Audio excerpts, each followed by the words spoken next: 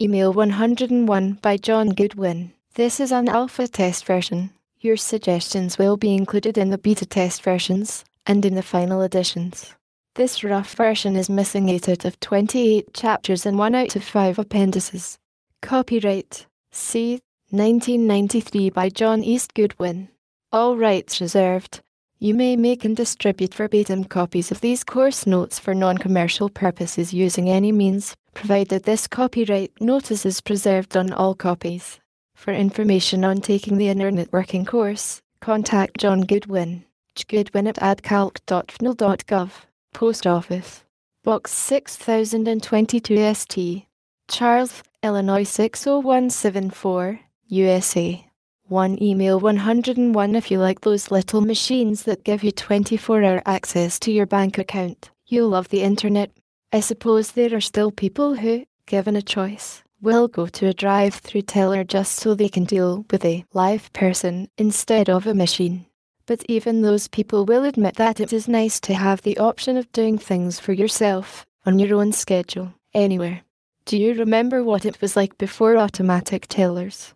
Banks closed at 3 p.m. on weekdays.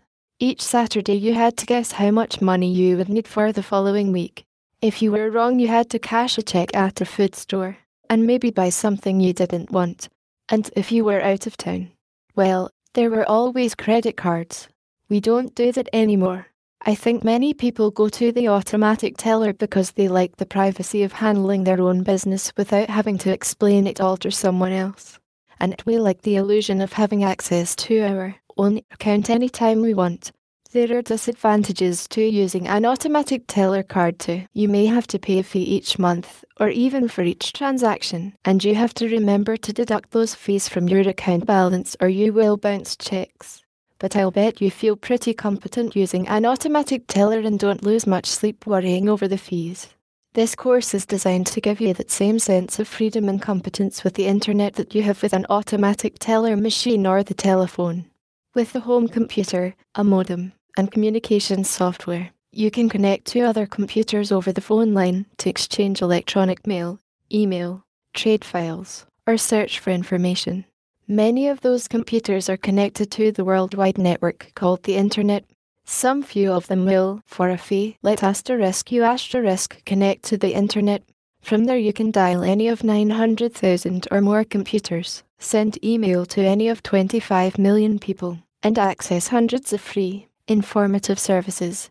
In short, you're on the verge of a new method of communicating with people and machines called Internet Working. Internet Working lets you avoid playing phone tag, sign up to receive special interest electronic newsletters and journals, access hundreds of information services and document collections in exactly the same way. No need to have hundreds of sets of different instructions or hundreds of expensive, special purpose software packages. Find and communicate with other people who share your interests. Internet working is an essential skill for the 90s. Your children will find it as common as viewing television or using the telephone. It still has a few rough edges, but we'll explain those. There is actually no single network owned by one company called the Internet. Instead, many medium-sized networks have grown together to create a phone system that connects together nearly 1 million computers. Many hundreds of these computers allow some form of public access. You can get the latest news or weather, download information about government programs or high-tech products, search online library catalogs and databases, download free software, and do many other things, with little or no monetary investment beyond the cost of your home computer. Using the internet need not be expensive. You can get on the internet for as little as $10 a month if you own 1.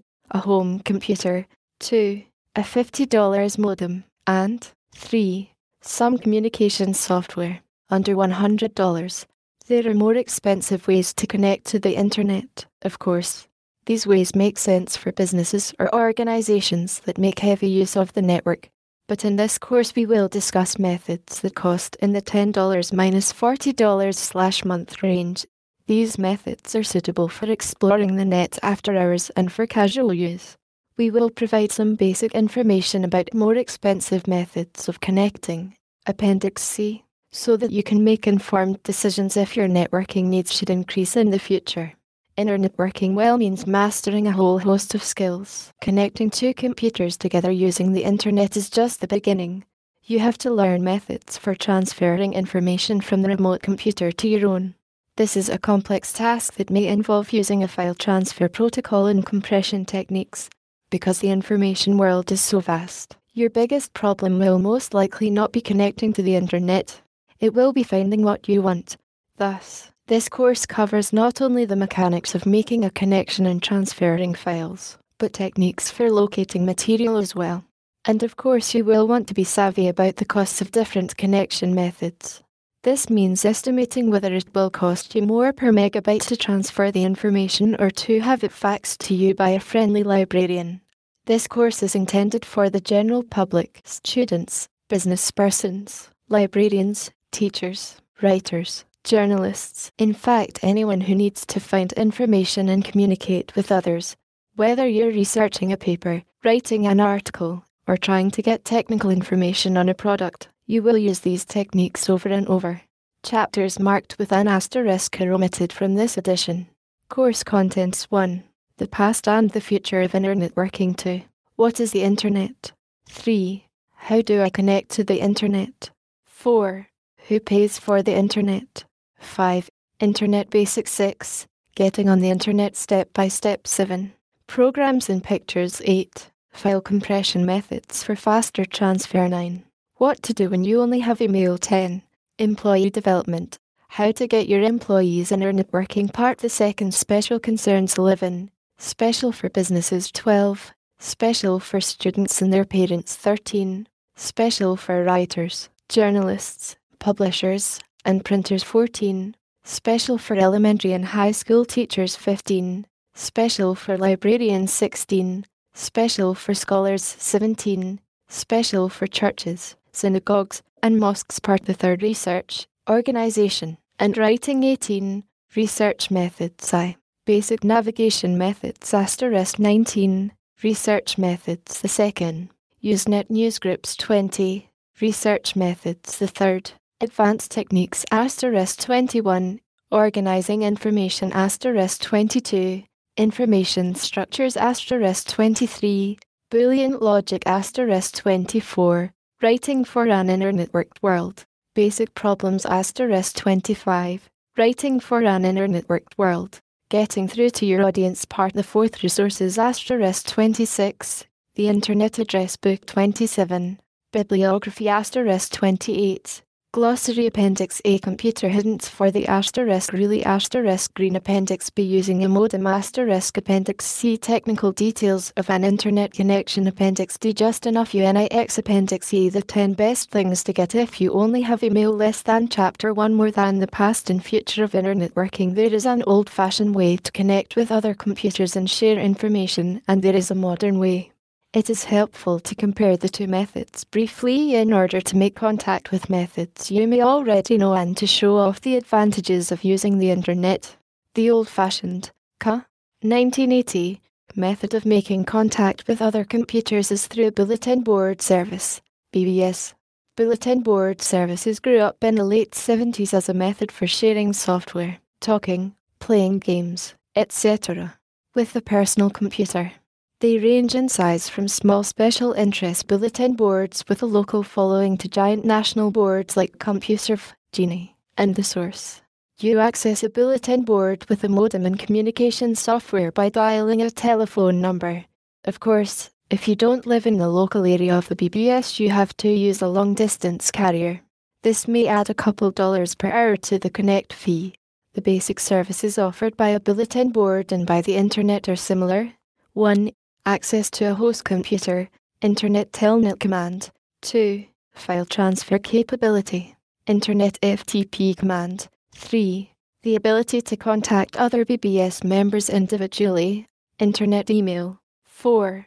The ability to post messages for general consumption in any of several categories.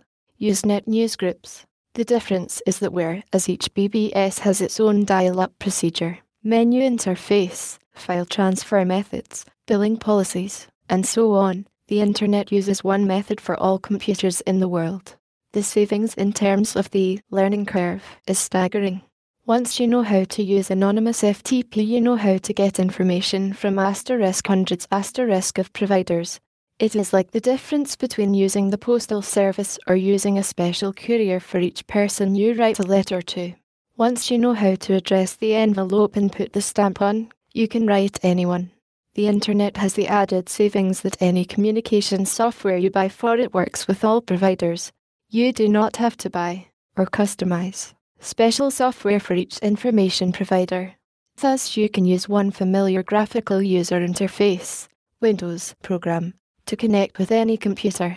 The usual situation where you have to buy a special client program to connect to each kind of server is replaced with a situation in which you have a single program that any server out there has to comply with. This standardization is the main advantage of using the internet. Bulletin boards are still around. In fact, one of the easiest ways to connect to the internet is through a national bulletin board service. One disadvantage of this method is that, as of this writing, national BBSS-like computers offer only email. You can't FTP or Telnet from them. And they often charge per message for email, so using them can be quite expensive. There are better ways. Less than Chapter 2. More than what is the internet? The best way to think of the internet is as a communications medium like the telephone, television, or the postal service. Using the internet, you can send any written text by email. This is rather like mailing a letter and having it arrive in seconds, 3 days in the most backwards parts of the world. Using a special protocol called File Transfer Protocol, you can transfer text files that are too long to mail, over about 50 pages, or even transfer graphics in programs. If email is the equivalent of talking to a person, then Telnet, the third main internet service, is equivalent to telephoning a computer. As long as you know the password for logging onto a computer, you can access and search any of nearly 1 million computers. Details of email, FTP, and Telnet are contained in Chapter 5, Internet Basics. This chapter puts the internet into context. Rather than concentrating on the trees that will occupy us in later chapters, it paints a big picture of the computing world in which the internet has evolved. When you pick up a telephone receiver, you know you can dial households, businesses, or government offices. You can dial 800 numbers or 411 for information. You know how to get the time or weather, get your credit card balance, or leave a message on an answering machine. In short, you have a good idea of what might possibly be at the other end of the line and a great deal of experience with negotiating their various intricacies. But you're new to the internet. Some sense of what's out there in this new world is necessary to avoid getting lost in the thickets of acronyms, numbers, and procedures developed by different vendors. As we approach the middle of the 90s, the normal working situation in offices is approaching something like this. There is a local area network, LAN, connecting together personal computers, workstations, and mainframes of different makes. The LAN, pronounced like land without the D, may be connected to other LANs as part of a wide area network. 1. The one may or may not be part of the global network called the Internet. In colleges, universities, and research laboratories, it likely is part of the Internet. In the commercial world, except for a few high-tech companies, it likely is not. But the difference between academia and the commercial world is rapidly becoming blurred. In addition to the LANs and WANs, there are many home and office computers that could be part of the global network using a modem to host connection. These computers can be the portable computers of outside salespersons connecting to the central office to file a report, a computer in a home-operated desktop publishing company connecting briefly to the internet to get a graphic for a newsletter, or a parent sending email to their child at college. Less than Section 2.1. More than getting over shell shock. Let's face it, not many members of the public, even the computer-literate public, are on the internet. There are 3 reasons that using the internet for the first time can be rather intimidating, even though it is actually rather simple to use when you get down to the nitty-gritty of internet working. Getting onto the internet can be a little bit complicated. Well, the capability of logging on to computers you've never used before by its very nature means facing unfamiliar, and hence uncomfortable, situations. And though the world is a very big place, I like to think of the first problem, getting onto the internet, by remembering what it was like using an alternative, long-distance service before the breakup of the Bell monopoly. People who used the alternative carriers had to dial all sorts of access codes, very often a local access number, a credit card number, a security code, asterisk and asterisk the number of the party they were calling. They knew that whatever came after that was going to be easier. That's what getting on the internet is like. You may have to dial a local access number, get your modem settings right, and type the right magic combination of words, but after all that, actually asterisk using asterisk the internet is simple. We'll talk you through the initial steps after a while, and some frustration. It will be as unconscious as unlocking your front door or tuning a television set. The second problem is a little more substantial. Using the internet, you can get yourself into situations that are, well, experimental, because the internet gives you the freedom to go anywhere and do anything. At least if you know the passwords, you can uncover strange incompatibilities in unfamiliar systems. I call this experience shell shock. At some point you will likely find yourself face to face with a computer program that expects you to type a command you don't happen to know. You can mostly avoid such situations by only trying things about which you have good information. The situation is not much different from using a telephone. If you stick to well-worn paths like dialing local numbers or simple long-distance calls, you will have little trouble. But if you start dialing other countries or special numbers, you may be in for a surprise or two. When you do log on to a new, previously unknown, computer, you can expect to come face to face with something called a shell prompt. Shell prompts look like this: %, or some other obscure symbol, like a $sign, or this: mail more than. A favorite means you're in some sort of mail program, or like this: press 23, means 23rd command since you logged into computer, press. A prompt means the other computer expects you to type a command for its shell, or command interpreter. The shell is the outer layer that you, the user, interact with. Two other types of user interfaces you might encounter are O menu systems that give you choice of numbers, O window systems, or graphical user interfaces, GUIs, pronounced GUI. Menu systems are popular on bulletin board services and usually present no problem to the novice. Their weakness is that they get cloying after about 5 minutes. Most menu systems that are designed to be used for that length of time or longer have a command mode where you get a shell prompt.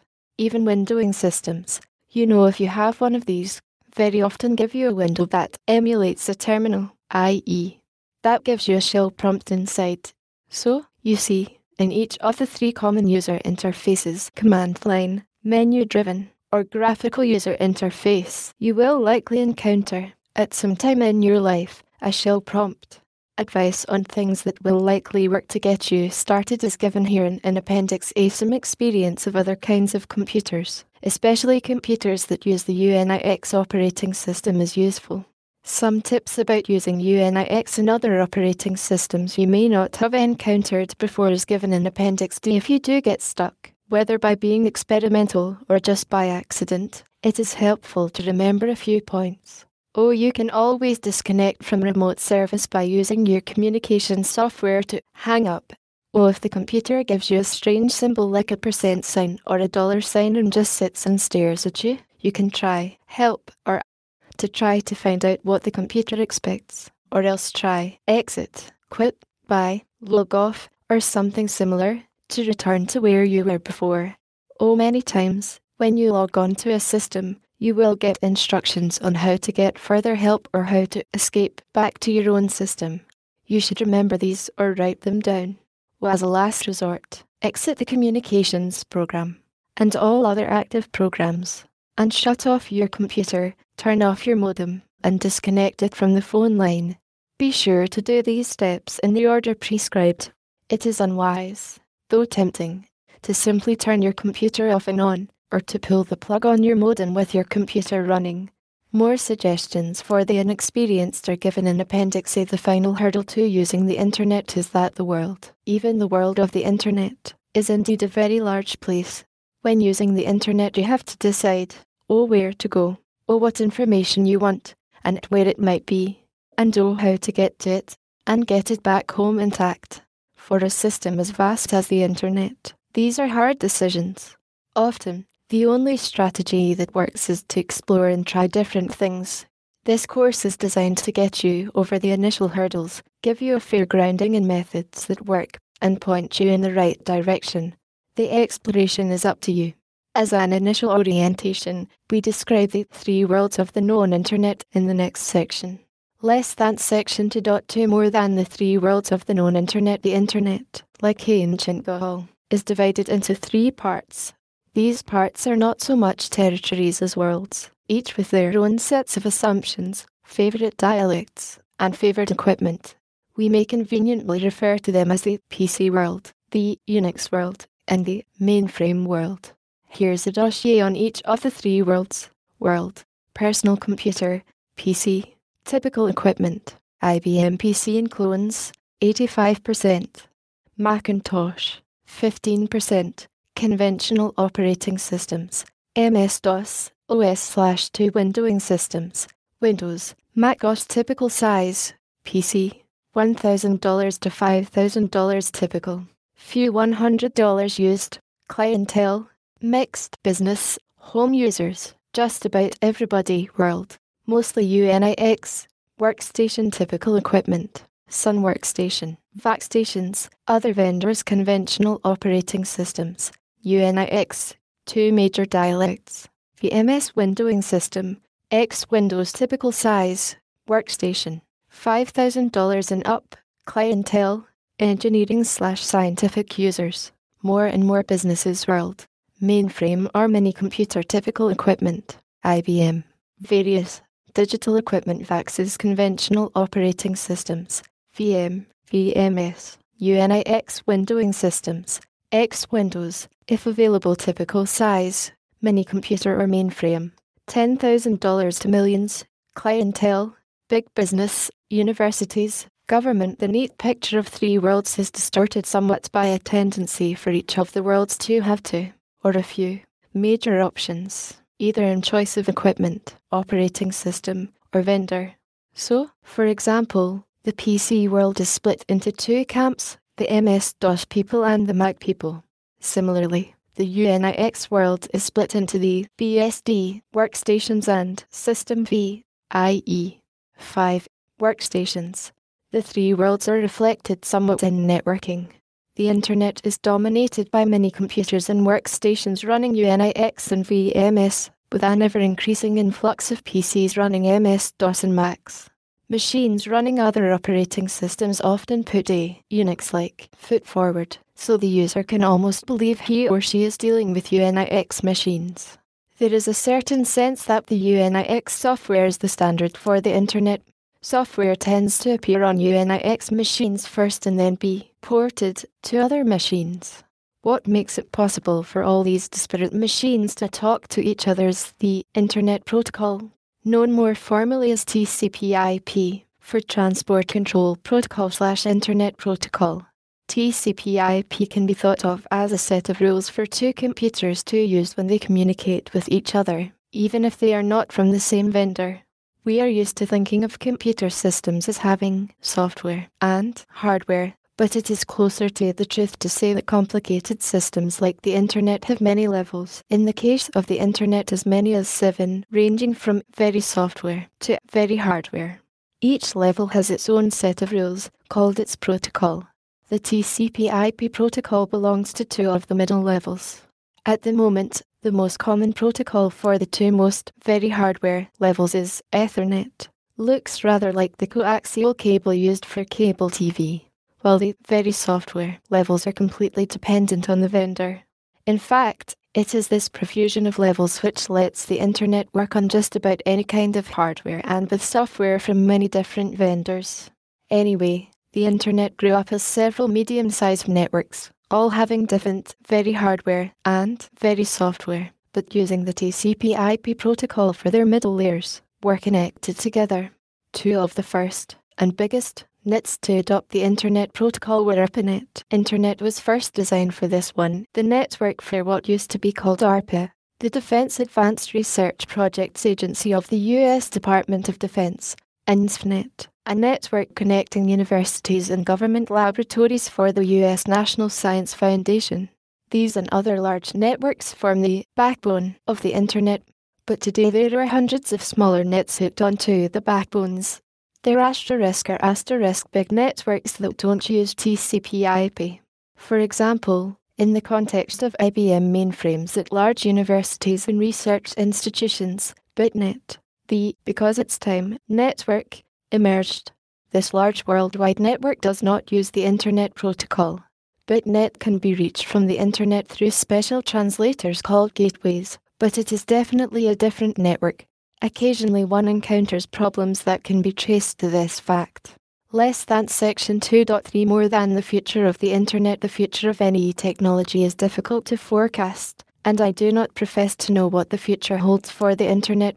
Some predictions that various forecasters have made for Internet working, and telecommunications in general, are a proposal for a data superhighway called the NREN, National Research and Education Network, will pass the U.S. Congress. This is an upgrade for the Internet. Commercial use of the Internet will become more common and new schemes for charging for its use will emerge. The Internet will be handed by the government over to AT&T and the other telecoms, who will charge so much to access it that the whole scheme will collapse. Optical fiber will replace coaxial cable, Ethernet protocol, as the most common standard for LANs. The Internet will enter the home over ordinary phone lines. The Internet will enter the home over existing cable TV coaxial cable. The Internet will enter the home through newly strung optical fiber as part of a unified system for telephony, cable TV, and the data communication, using insert your favorite protocol here as a standard. Personal computers will replace telephones, answering machines, stereos, CD players, and VCRs, maybe even TV, as a single, universal device for home use. Sounds like a good thing to connect to the NREN. Computer and telephone technology will become so intertwined that it is hard to tell the difference.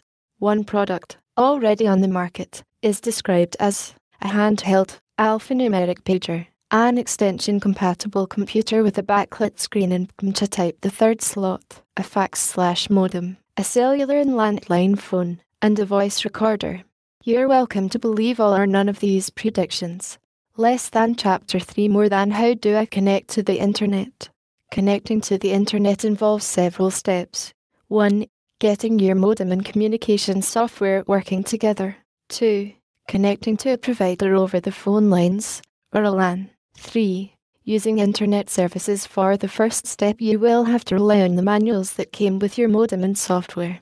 Appendix B contains a discussion of some of the obscure terminology associated with modem settings. You might want to read it if your manual is not well written. Actually, you do not have to know about the second step in great detail. Mostly, it is a matter of knowing enough to intelligently choose a provider.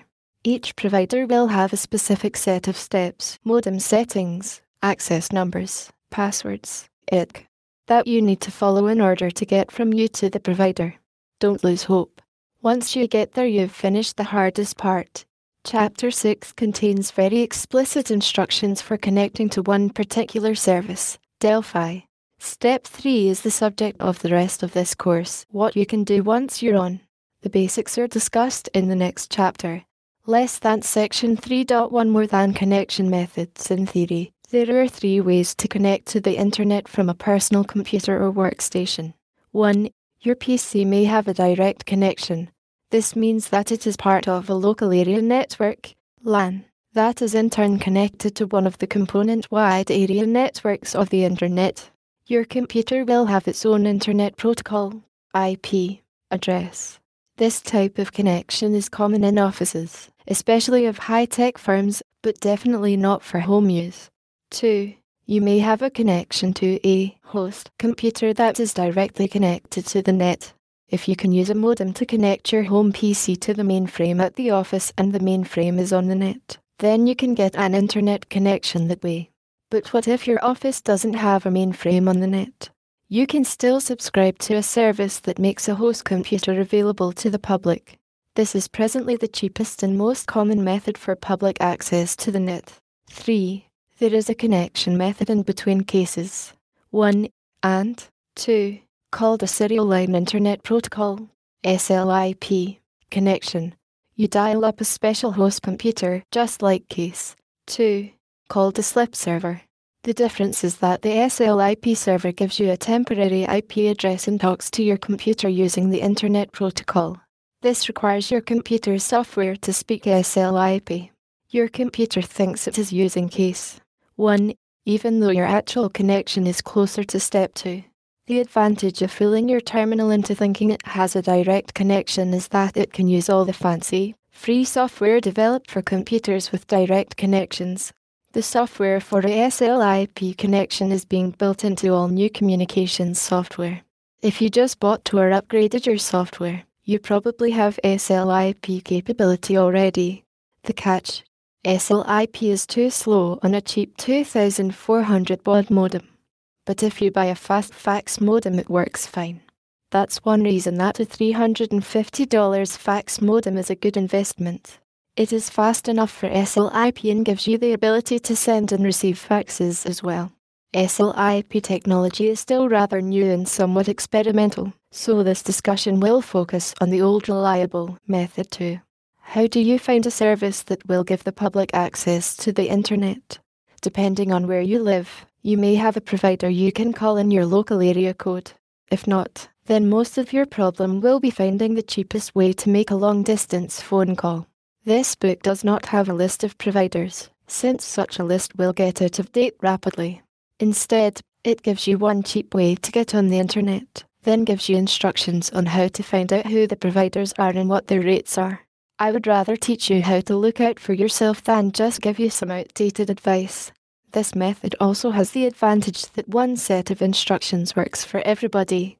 That wouldn't be true if I listed 20 or 30 providers. Instructions are given in Getting on the Internet Step by Step. Less than Section 3.2 More than types of internet providers. As I said, most of the problem of getting on the net occurs when you live in an area that doesn't have a local provider. Basically, there are 3 kinds of providers and 3 ways to get to them. 1. Providers of direct connections. If you're setting up a business and need a high-volume direct connection for your office, the local area network, and can afford several thousand a year at least, you will want to consider these high-end providers. They are not relevant to our discussion, but see Appendix C for more information. 2. There are several regional networks and one national one that specialize in low-cost PC to host or SLIP connections. Costs range from $20 minus $40 a month to $2,000 a year, depending on the services you need. Performance Systems International, PSI, is a major provider of this kind of service. Other networks offer services similar to PSI, although PSI has the most extensive nationwide service at this time. This service can be very competitive with BBS-type service. See below. If you are a frequent user of the net or need to send more than an occasional email message, it is definitely worth a look. 3. Many computer bulletin board services offer email or even internet connections for around $10 minus $20 per month. Be very careful to check out the connection charges. If you're not careful, you could be charged for using the bulletin board per hour. Using the internet, the long-distance connection, a surcharge for daytime use, and a per message charge for email. One of the purposes of this book is to explain the minefield of charges so you don't get burned. The service recommended bundles all the charges up front so there are no surprises. Generally speaking, connecting to the internet through a BBS is the best method for the explorer. Once you've determined that you need the internet on a regular basis, one of the regional networks or PSI is probably the most economical route. Unless you're fortunate enough to live in an area where an internet provider is a local call away, you will have to contend with long-distance charges. Actually, these can be as low as $2 an hour and are sometimes bundled in with the network connection charge. Less than section 3.3 more than finding the cheapest long-distance method. There are 3 basic methods of paying for long-distance. 1. You just pay for a call to another area code. This is very expensive and not recommended. 2. You use a provider with a toll-free 800 number and pay for the call in a higher connect charge. This is also very expensive. 3. You use a public data network after hours and pay around $2 an hour. May be included. Actually, the last method is the only workable one. There are a number of PDNS. CompuServe has a data network. You do not have to join CompuServe to use it. PSI has its own data network with many points of presence around the US and abroad. These are divided into Class A and Class B, depending on the level of service provided. TimeNet and SprintNet are 2 other public data networks. You may have heard of the SprintNet service PC Pursuit. For a monthly fee, this gives you many BBS nationwide as well as any computer that can be reached by SprintNet. In general, for a first experiment we recommend the Delphi BBS and SprintNet. Delphi includes the SprintNet surcharge and its $13/month bill. After hours use only, daytime is expensive everywhere. At this writing you get 5 free hours the first month and 4 hours per month after that. Additional hours are $4 each. There is also a 20 hours for $20 plan. Additional hours are $2 each with this plan. Detailed instructions on how to sign up are given in Connecting to the Internet Step by Step. Less than Chapter 4 More than Who Pays for the Internet. All this talk of cost may be making you edgy. Eventually, everyone using the internet must face the fear, if I am calling up a computer in Switzerland, won't I be billed for the call? The marvelous thing about the internet is that although there is plenty of expense involved in getting on it, there is no additional expense associated with what you do after you are connected. The whole world is on local. Thus, you may have to pay for a $2 an hour call to Massachusetts for your PC, your modem and software, and a connect fee to your internet provider. But you do not have to pay for each and every internet call. Since most people find it hard to believe that you can send mail anywhere in the world or dial up a computer on the other side of the globe without paying a special charge, I will spend some time explaining who does pay for the internet and how those costs are reflected back to the user. One way or another you do pay for network usage, but these payments are not in the form of a direct billing for each call. First, you already know that there is no internet incorporated that monitors all the calls and bill customers. Instead, there are hundreds of smaller networks that act as relays. Those networks could charge their customers for each call, based on how much time it takes and where it goes. But since no one is charging them, they have no real incentive to pass on costs. Instead, they charge a flat fee, usually based on connect time, but for a 24-hour connection just a flat yearly fee. Now, network traffic does use up resources. Basically, the internet works like a potluck supper. Everyone with a direct connection allows some of their system resources to be used by messages that are just passing through. They allow this because other systems allow them the same privilege. Thus, it is in everyone's interest to allow some of their resources to be consumed by other person's messages, because everyone comes out ahead. So, sites with direct connections pay real costs in terms of lost computing cycles, extra cabling, fancier equipment, and lost disk space. These costs are passed on to their customers or shouldered by government subsidy. But there are no direct charges associated with using the system. In the early days of the internet, government subsidy of the backbone networks was crucial.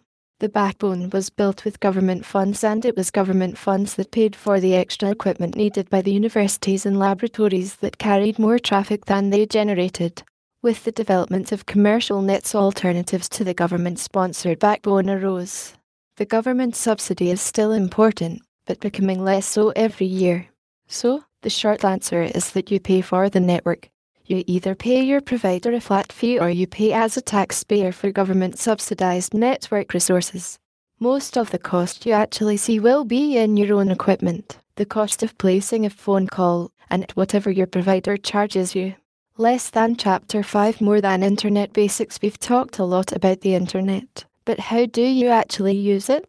There are 3 basic skills on which all internet use is based: electronic mail, email, file transfer protocol, FTP, telnet. All three commands rely on the Internet addressing scheme.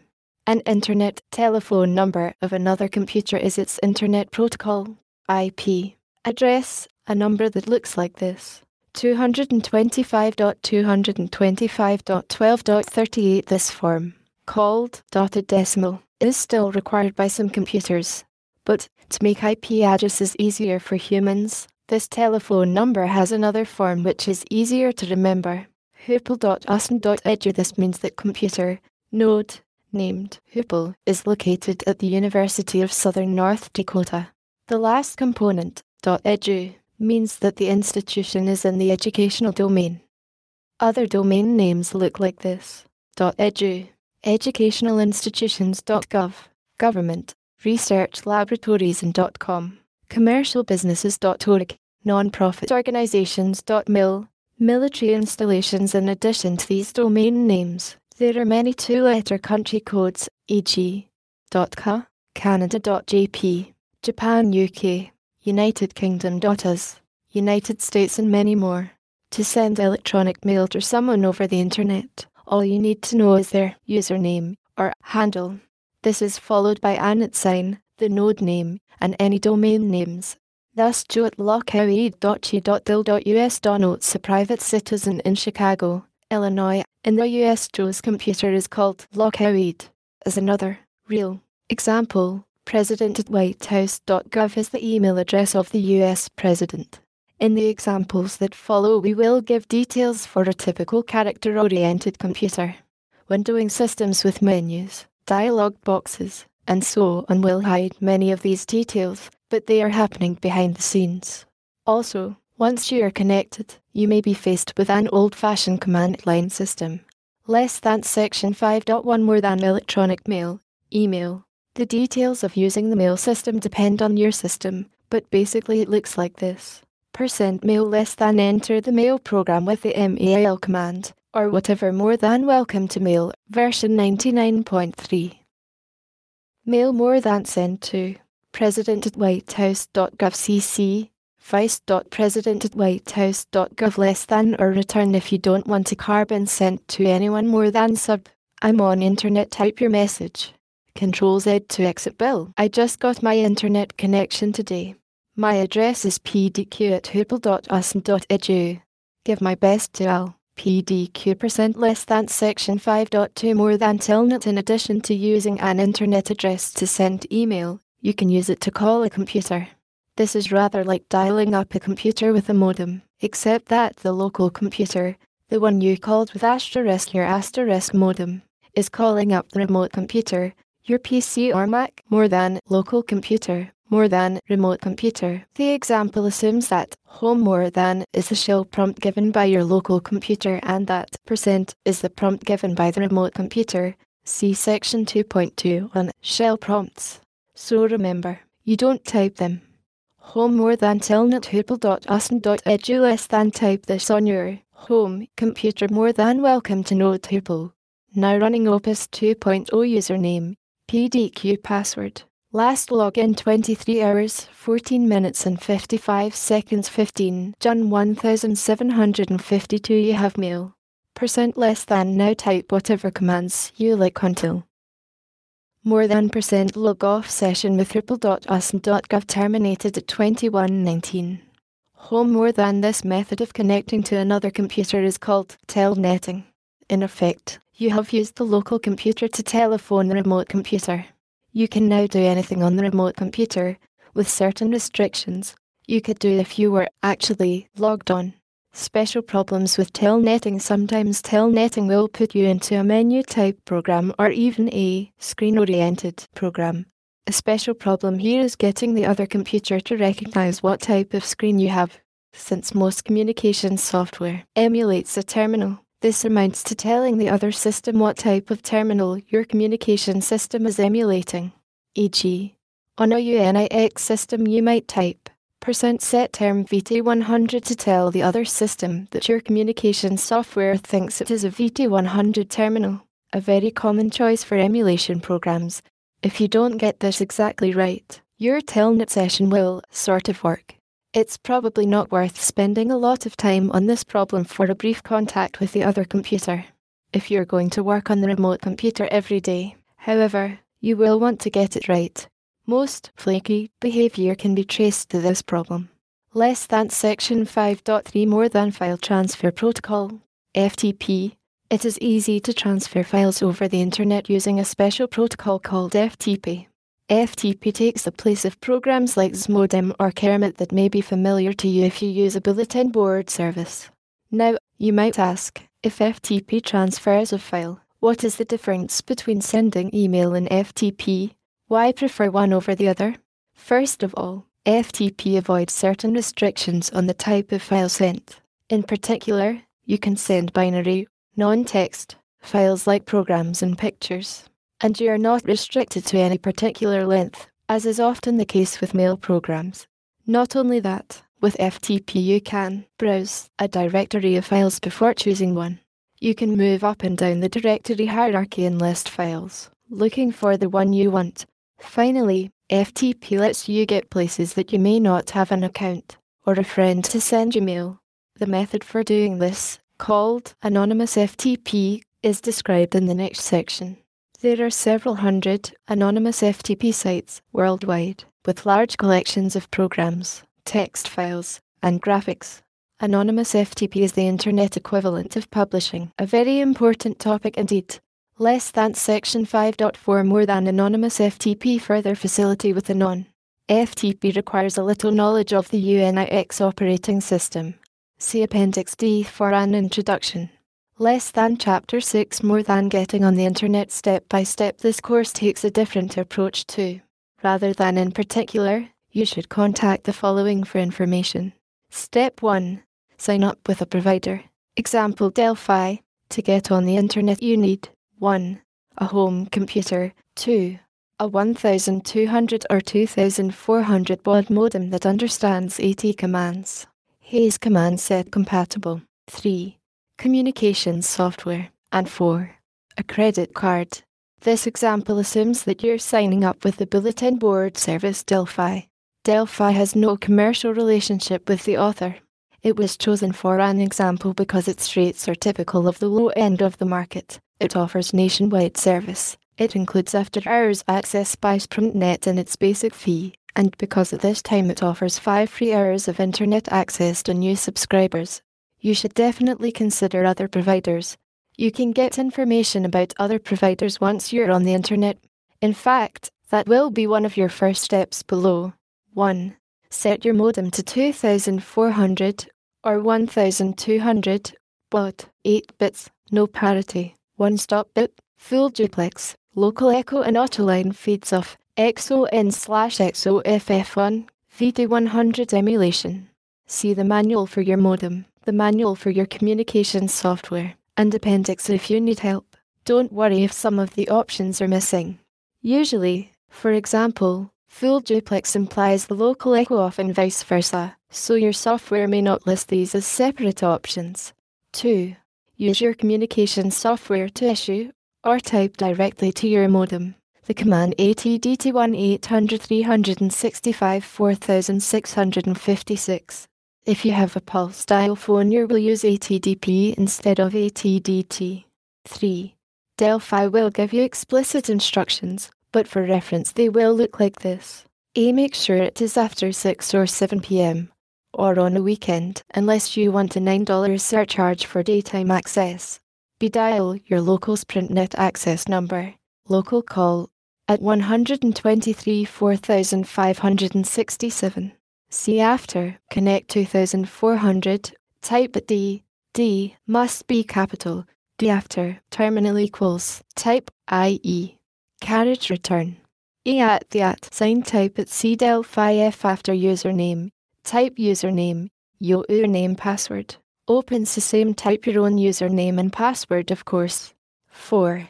If at any time you forget your SprintNet access number, or if you're out of town, you can look up SprintNet numbers as follows. Step 2. Your first email get dial, next pip, Internet Resource Guide, info on PSI, info on listserv and signing up for email. Step 3. Your first anonymous FTP get surfing the internet STP4. Your first telnet getting public access UNIX and reading Usenet News STEP5. First email getting information on PSI getting information on listserv. You can do many things with the internet. The information you have retrieved, especially the internet guides, will give you other ideas. We will go over some of the retrieval methods in part the third of this course. For now, you should experiment and explore, using the information you have as a starting point. The experience you gain will be useful when we come to the more systematic study of internet research methods later. Less than Chapter 7 more than programs and pictures eventually. As you gain experience finding and transferring information, you will want to try your hand at transferring binary files containing pictures or free software from one of the large FTP archives like Wostel.edu, SumXAIM, Stanford.edu, Macintosh software, Simtel 20, MIL, IBM and compatible software.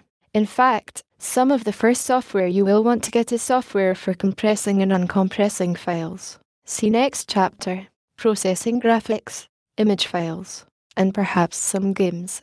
First, what is a binary file? A binary file is one that you can't read. Unlike text, which consists of groups of 8-bit code letters representing A, B, and so on, binary files have bits that are meant to be read only by programs. You cannot look at them by typing them out or with a word processor unless the word processor understands the format of the file. Expensive word processing programs, including the most popular ones like WordPerfect and Microsoft Word, are increasingly able to read a large variety of binary files. Frequently encountered binary files include 1. Files that use proprietary formats, such as word processing programs, spreadsheets, database programs, etc. These files contain formatting, like italics, underlines, etc., and perhaps graphics, and other goodies beyond the simple text. 2. Application programs. These are programs written in the binary machine language that your computer understands. They are compiled from text files of source code written in a programming language. Vendors almost never make their source code available except for free software, which you may have to compile yourself. 3. Text files that have been compressed to about half their size with one of the popular compression programs. Compression makes text files binary. Compression doesn't do much for files that are already binary unless the data they contain is very repetitive. 4. Files containing graphics like GIF, TIFF, PICT, or JPEG files. More on this below. Transferring binary files is as easy as transferring text files once you understand the potential problems. 1.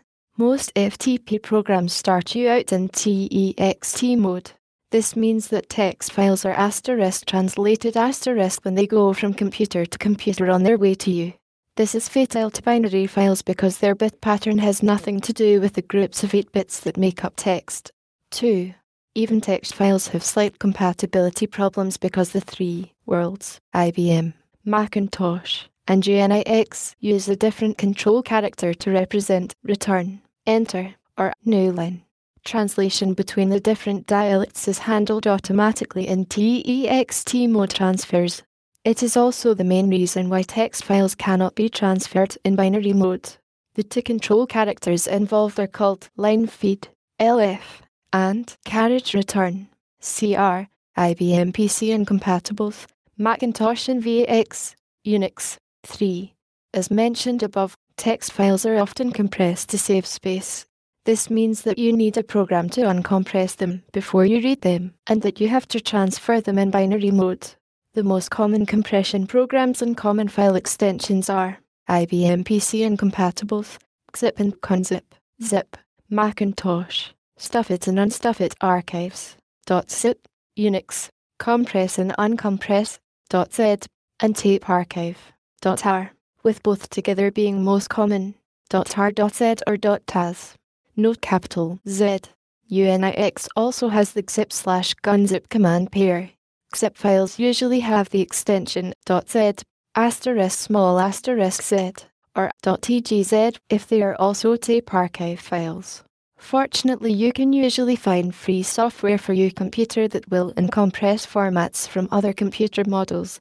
For current information on compression software, see the FAQ for the newsgroup comp.compression, ftp/rtfm.mit.edu/xxx.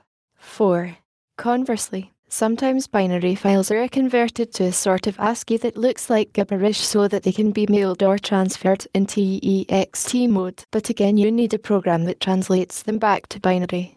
Sometimes we encounter the ultimate absurdity, a text file that is compressed then re-encoded as ASCII for mailing. Actually, this makes sense if a large number of related text files are stored in a compressed archive. The most common programs for this are encode/decode for UNIX, used for Usenet news postings of binary files and for mailing programs. The file extension, rarely encountered because there is little reason to store files in this format, is .uu. Binhex for the Macintosh, .hqx, often combined with stuffit, .sit.hqx. This is a common method for distributing all the files that come with a program as a single file. Encoded files can be recognized by the fact that every line begins with a capital M and is exactly the same length. The file starts with the word begin and ends with end. The translating program needs these words, but nothing above or below them. Often the encoded file is split into several parts for transmission and must be reassembled and stripped of mail headers, etc. in a word processing program before it is decoded. If you do this, be sure to save the resulting file as a text file and not in the proprietary format of the word processing program. Less than section 7.2 More than what to do with graphics. The second topic of this chapter is graphic images. Graphics are very important for desktop publishers, writers of newsletters, businesses that prepare their own brochures, and small print shops. Pictures can be stored in separate files or, in some cases, embedded in other formats such as the proprietary format of Microsoft Word files. Picture files take up a large amount of space, especially big pictures at high resolution. 1 megabyte is a typical size for a smallish picture at moderate resolution. Thus, one picture is worth about 500 pages of text. The life cycle of a typical graphic goes something like this. Step 1. Capturing. Scanning a photograph with optical scanner or with a special video camera. The better sort of optical scanner looks like a small Xerox machine. There are also cheaper handheld models. Flatbed scanners cost in the $1,000 plus range, so you are not likely to have one unless you're in the business. Most likely, the casual user will get a graphic from someone else, from a collection of clip art, or create the graphic from scratch in a drawing program. Step 2. Storage in a file using an interchange format. However the image is obtained, it has to be stored on disk before it can be used. There are perhaps 20 or so common formats, but those found most often on the internet and in the Usenet newsgroups are GIF, graphics interchange format, a rather old-fashioned but very commonly found type of graphics file. Almost any software can read this format. This is the most common format on anonymous FTP archives. TIFF, tagged image file format, technically more versatile than GIF and just about as common. A very good choice for exchanging files between different programs. JPEG, a special compressed image format that is becoming common in newer software. EPS, encapsulated PostScript, not really a graphics file per se, but a set of instructions for drawing an image. The success of the PostScript page description language for laser printers has led to a new strategy for including graphics in word processing files. Many high-end word processing programs like Microsoft Word allow you to include a reference to an external PostScript file containing the figure. Desktop publishing in high-end word processing programs can often save and import graphics in any of these formats, especially TIFF and EPS. In addition, you may find files in proprietary formats like Macintosh PICT files. These formats serve as standards for their line of computers but not across different brands. Fortunately, you can find free software that will convert TIFF to PICT or vice versa. Step 3. Transmission to point of use. Suppose you have a graphics file or a word processing file containing your brochure. How do you send that file to someone? If you work in an academic environment, it is quite possible that one or the other institutions is an anonymous FTP site. You may be able to use the anon FTP site as a mailbox to transfer the file in binary mode, or you could exchange passwords and transfer the file directly, if both have a direct connection to the internet. More commonly, you will have to send the file by email. Say you've just finished a brochure and you want to send it cross-country. Let's suppose that your business has 2 branches, one in New York and one in Los Angeles, and that both offices have Macintoshes with Microsoft Word and that you both have one of the free Usenet software kits for the Macintosh, not necessarily the same one. Then, you proceed as follows. A. Using Unicode, Urban Hex, if you like. You convert the Microsoft Word file to a coded text file. B. If your mail has a size limit, you may have to break up the file and send it in parts. C. At the receiving end, reassemble the file and strip any headers and trailers added by the mail system.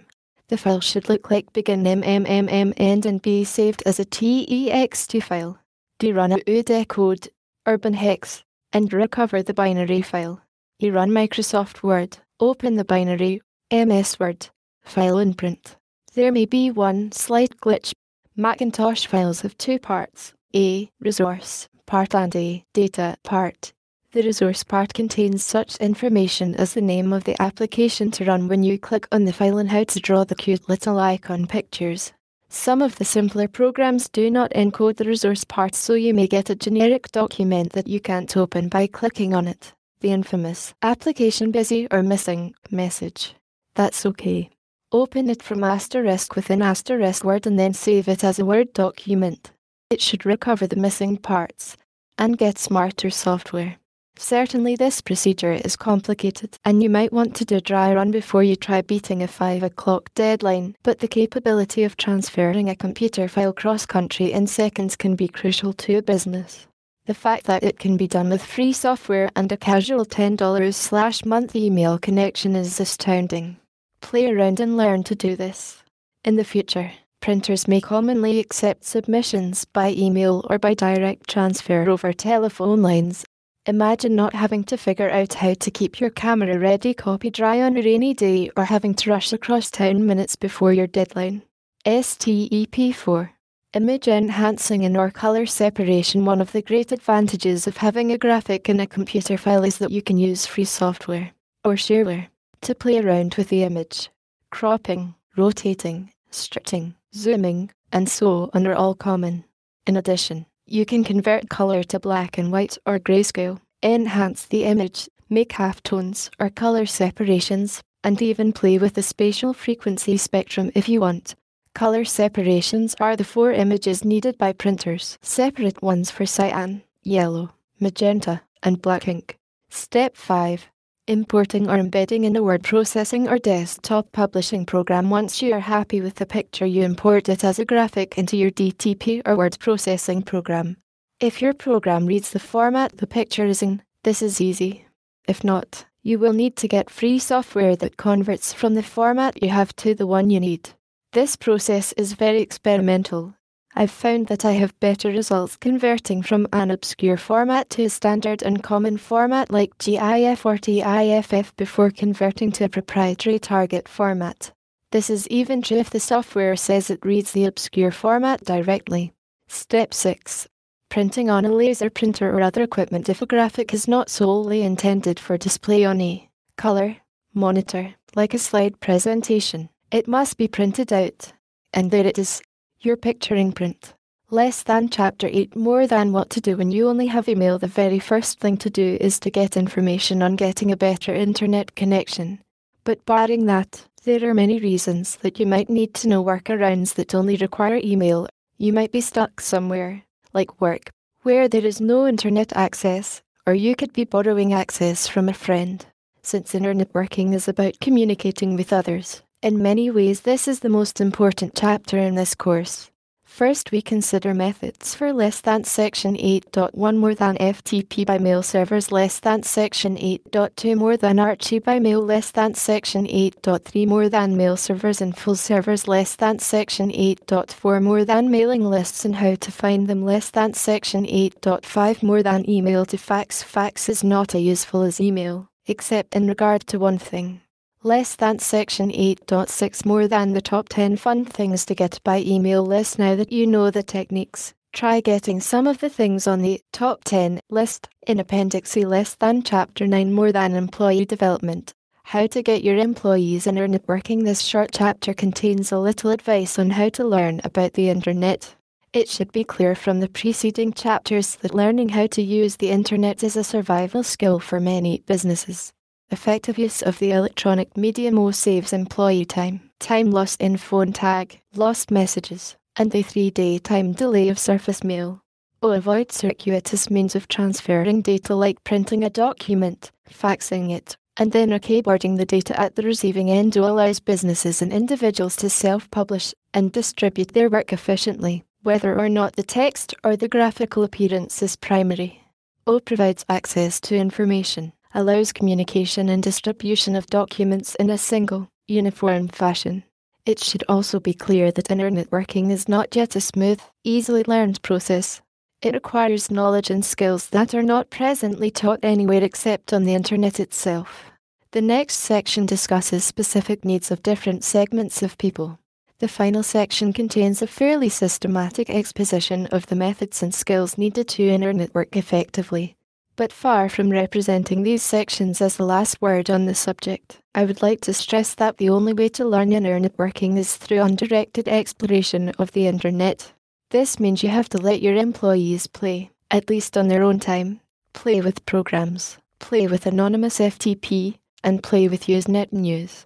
None of these activities are directly productive, but the playing pays off when you need a new program and someone in your office can pick the right Usenet News group and retrieve its FAQ or read the FAQ and learn about free software that will solve your problem and where to find the latest version. Connect to the software archive and, correctly, transfer the program, even though the intervening machine is of the wrong make.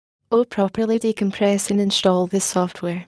When all this is done competently, in less than half an hour, you will have attained the goal of employee development. A final caveat: don't neglect Usenet News. Usenet News is the most difficult of the Internet basic services to get because it is not really an Internet service.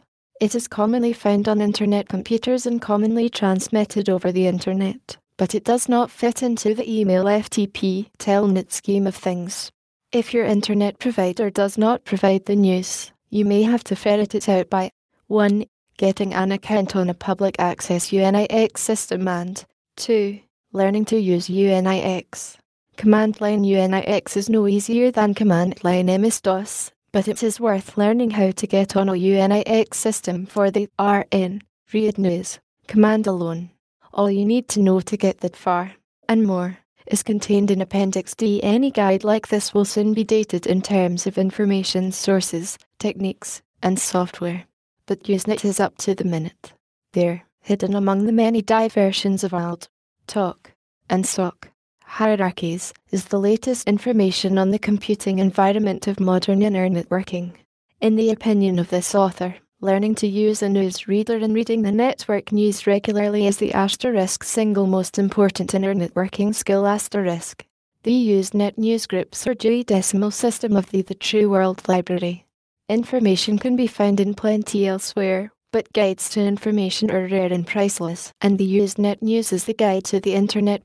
Special concerns. This part lists briefly some of the ways in which various groups of people can use networking skills.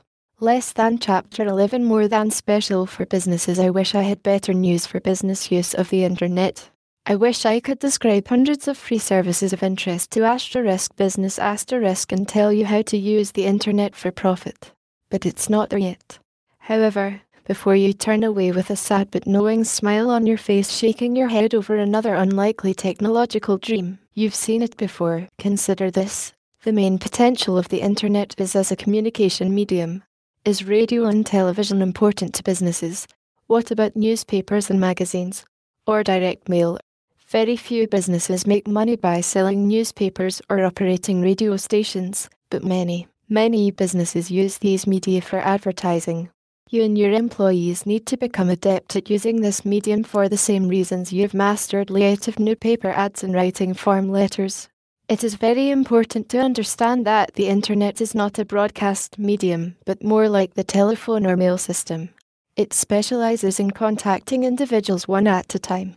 In other words, you are not going to get a list of all 25 million email addresses and bombard them every 10 minutes with a 30-second soundbite. Nor are you going to send 100 people a letter asking them to contact 100 persons each.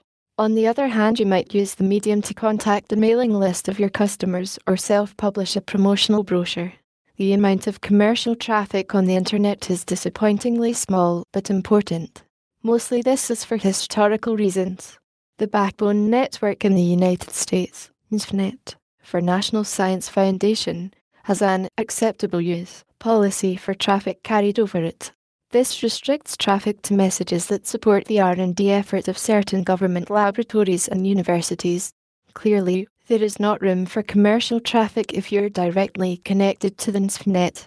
But nowadays, one can get on the internet without connecting directly to NSFNet, and the amount of commercial traffic is growing.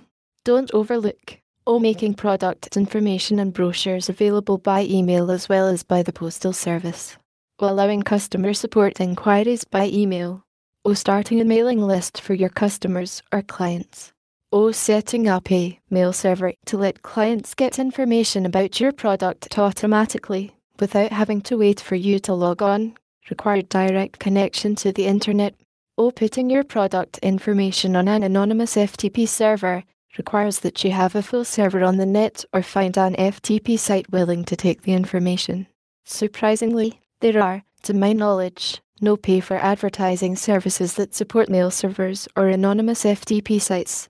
It is a fair prediction that this advertising medium will develop as more persons join the net. You could put your information on bulletin boards, of course, but only members will see it there, not the 25 million people with email access. The fact remains, however, that unless you're in very specific industries that are information or paper intensive, say publishing, computing, information retrieval, and so on, or unless you need access to government information like weather maps, that your use of the internet will consist of downloading programs or getting the latest technical information. All of this overlooks the most important aspect of the internet for businesses. The internet is evolving very rapidly. It is likely to be an important medium for transacting business, for customer service and for advertising in the very near future, no matter what industry you're in. For some industries, like publishing, high technology industries, and the media, it will be critical. Businesses who have a pool of employees that are adept at using the internet will have a competitive advantage over firms that don't. Thus, you should encourage your employees to get personal internet connections and learn about the internet after hours. Less than Chapter 12 more than special for students and their parents. Since the internet grew up in an academic environment, university students will likely have a level of access that would be the envy of any business. All the services and research tools, not just email, FTP, and Telnet, but Gopher, www, WAIS, and the rest are likely to be available to students from any terminal on a local cluster or by dial-up from their dorm rooms. Students will be especially keen on checking the university library catalogue to see if a book is in before walking to the library. Finding out about campus events, even at other universities, through Gopher or school bulletin boards, posting buy and sell notices for computer equipment, cars, housing, and so on. Contacting potential tutors either at their own university or for help by email. A net-wide university of tutors, called Usenet University, is prepared to answer questions in various subjects by email. Already exists in the Usenet newsgroups. See the alt.uu. Asterisk hierarchy. Using online catalogues of other university libraries to find books for interlibrary loan or to compile bibliographies. Downloading free software and information. Finding scholarship information. Parents can communicate with their children at college by email and probably get a faster response than waiting for the occasional letter from home. Worried parents will have to refrain, however, from using the finger command to find out when their children last logged in or read their mail. Less than Chapter 13 more than special for writers, journalists, publishers, and printers. There is probably no industry for which information is so critical as for the media and publishing industries. Journalists who explore the networks will find that they use the tools described in the first part over and over to track down information, conduct prompt interviews by mail, and so on. Publishers will be interested in the electronic transmission of manuscripts, though writers soliciting publication will still want to send hard copy, the equivalent in the electronic age of sending a self-addressed stamped envelope. Publishers will also be interested in sharing or developing free image processing software with other publishers, and transmitting graphics. As the net develops, libraries research will more and more often involve internet working. Searching for books is already easy by dial-up or over the internet. In addition, the amount of information that is never circulated on paper will increase. This is already the case in the scientific and technical community, where printing is a luxury rather than a necessity. Given that a single 8mm videotape can hold 500,000 pages of text, it is possible to hoard and search vast amounts of information that you can never possibly print out. Imagine what such technology will do in the hands of government or any other bureaucracy. Finally, it is not hard to imagine the day when an editor will receive as many press releases by email as through the postal service. Internet working technology allows virtually any business or individual to set up and run their own wire service, providing information about their business or special interest to a select group of subscribers. This capability is completely analogous to desktop publishing, which put low-end printing in the hands of any business or individual. Journalists and other writers will not want to overlook the kaleidoscopic mixture of technical discussion, product announcements, gossip, and general ranting on Usenet. Usenet already has more channels than a typical satellite and is growing by 10 channels a day or so. It is hard to find, but tucked in among the chit-chat and programs is the only up-to-the-minute information on the internet world. Certainly all writers of scientific or technical columns will want to tap this source of information. Less than Chapter 14 more than special for elementary and high school teachers. There are many special internet services for elementary and secondary school teachers provided by the government, mostly through the education offices of research laboratories. The best all-around reference for teachers is the _NCSA Guide to the Internet, put out by the Education Office of the National Centre for Supercomputer Administration. A paper version is available from the network version is located at ftp.nxa.edu. Unfortunately, it is available only in Microsoft Word format, requires binary transfer. If you're unable to use this format directly or convert to a format you can use, you will have to order the paper version. The NCSA Guide covers all you need to know to connect to the internet, both technical details and etiquette, as well as suggested projects to introduce children to the net. You will find out how to get information about the space program or how to access such programs as the Newton Bulletin Board Service for Science and Math. Teachers at Argonne National Laboratory. In addition, Usenet has a K-12 * hierarchy which provides a gateway to the K-12 network. Besides K-12, there are several other regional networks specifically for teachers and students. One of the more exciting prospects for teachers is that of sharing worksheets, handouts, and other materials with other teachers. Although this type of sharing is routine on bulletin boards and regional networks that cater to teachers, anonymous FTP sites hold out the possibility of a worldwide collection of such materials. Send contributed materials, in electronic format, to ftp.cs.city.ac.uk/free/incoming by following the instructions in Chapter XX for sending a file by anonymous FTP, or mail a floppy disk, and a return mailer with prepaid postage, if you want it back, to the Free Lore Project Post Office, Box 6022 St. Charles, Illinois 60174. Make sure your materials have a copyright notice like this course, allowing anyone to copy and distribute them for free, for educational purposes. Less than Chapter 15 more than special for librarians for many years. Of course, Libraries have been among the heaviest users of information services for cataloging or to fill patron requests. Several companies now specialize in providing internet access to libraries, e.g., Access or Dranet.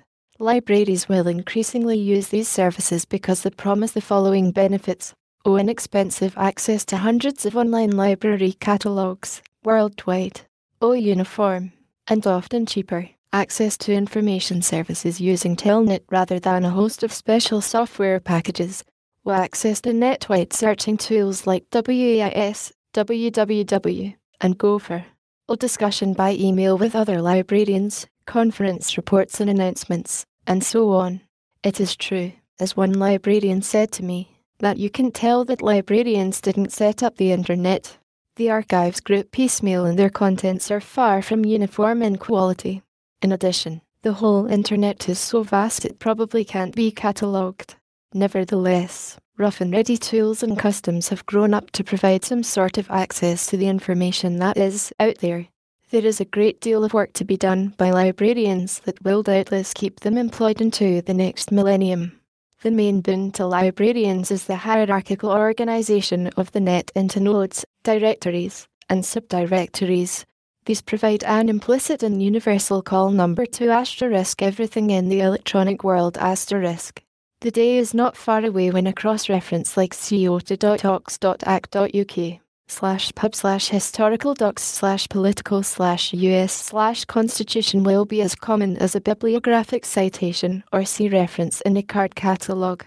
The internet also carries a number of hidden expenses and dangers to libraries. It will somewhat increase the expense of computer equipment, technical personnel, software, etc. needed by libraries. Additional phone lines may become necessary, especially if some sort of public access to the internet is contemplated. Staff training needs will be greater. The local computer system will need virus protection software and regular backups. A good idea anyway, but seldom practiced by librarians, in my experience. Persons who are trained in book conservation should know better. Some material on the internet will arouse complaints from the public because it represents the views of unpopular minorities, e.g. liberals, homosexuals, feminists, and intellectuals. There is also a great deal of pornographic material, text and graphics, available by email or through the Usenet newsgroups. Issues of censorship, public funding, and access for minors have yet to be played out in the domain of electronic communications. In addition to the standard package of services from your provider, librarians should not neglect Usenet newsgroups, even if this means getting a special account with a different service, and accessing it by dial-up or telnet through your primary service. Learning to use the Usenet newsgroups and their invaluable facts, frequently asked questions, is the single most important skill for professional development of your staff. This means that you may want to encourage after-hours playing with your computer system. Think of the Usenet newsgroups as the reference section of the internet. Less than Chapter 16 more than special for scholars. It used to be that only scientists and technologists used the academic networks, but no longer. Today there are many humanists and social scientists happily gabbing away with their friends, colleagues, at other universities, collaborating by email, subscribing to and writing for e-journals, and so on. This is, of course, in addition to the academic computing environment described in the chapter for students. Your main entry to this world is some sort of email access and finding a mailing list or newsgroup for your field. From there you will pick up tips on interesting materials or groups to join. In short, you can start networking. The two main sources for such mailing lists are listservers, traditional on Bitnet, and increasingly Usenet newsgroups. Actually, the newsgroups are not as useful as the lists at the moment for the humanities This is because the academic hierarchy is not as subdivided as the computer science hierarchy. Thus, there is a whole hierarchy for computer science, but all of linguistics fits into sci.lang. These discussion groups either tend to have just a few participants or to be so all-encompassing that they are useless. This does not mean you should ignore Usenet. The computer and networking information is invaluable, just that you will not find it *directly *relevant to your field. List servers are another matter. They allow distribution of articles by anyone to the whole list, unless the list is moderated, i.e., refereed by the list's owner, and they allow archiving of articles at a place anyone on the list can access. In short, they form a sort of electronic journal with *big reader mail column. To find a list in your field, send the message index global to any list server. These usually have an address like listserv@hoople.usn.edu. Then send a message like subscribe Goodwin to the list server to join the list Goodwin. After that you will send messages for publication to goodwin@hoople.usn.edu and human service requests to Goodwin request@hoople.usn.edu. The best way to use a list server is to avail yourself of the set Goodwin digest or set digest command so that you get the daily mailing as a newspaper and not as a series of 50 or so mail messages interspersed throughout the day. The digest includes your own correspondence so that you have a record of this. This is not what happens without the digest option. For full instructions send the message help to listserv@wherever.edu. Ultimately the humanities will have the same infrastructure of services that already is forming in the sciences. Easy access to preprints and collections of journal articles or archives of data sets, special purpose free software, and text databases. Collections of e-text source materials, if relevant.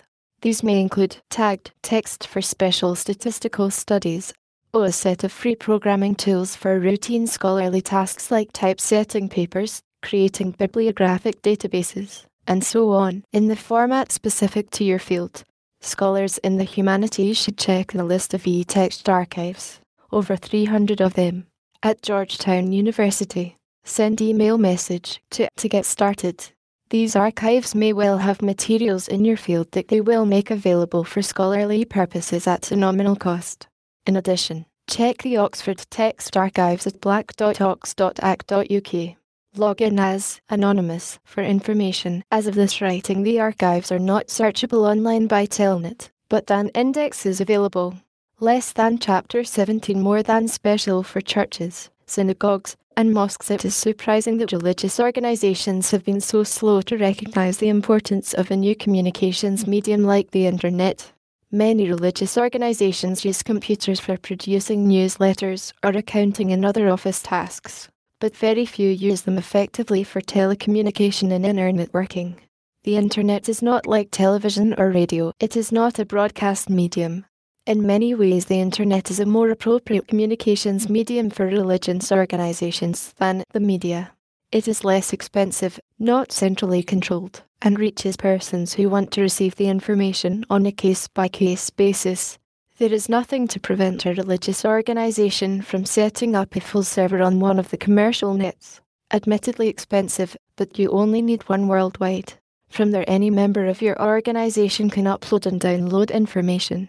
Thus, you can keep a library of regional or local newsletters, special software, a directory of local groups, listings of job openings, and so on. Many organizations already have this sort of thing on bulletin boards, but FTP archives and email provide a less expensive method of disseminating information that can reach anywhere in the world, not just a local region or single area code. But the promise of internet working goes beyond the office environment of your organization, which I am sure is already well developed, to touch your educational and evangelical mission. You can make information about your organization and its beliefs instantly available to 25 million people if they want it. In addition, there is a great need for charity work in preparing e-texts. Most e-texts are copyrighted or locked up in proprietary databases. This means that they cannot be freely shared. Free texts, especially those written in plain vanilla ASCII, are in great demand among blind people who can use special software to convert the text to sound, and by persons in remote areas or the third world.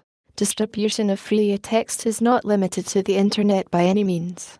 Free text will find its way onto thousands of bulletin boards and will be passed to non-network machines by floppy disks. Once printed out, it can be disseminated by photocopying or any inexpensive printing method that uses camera-ready copy.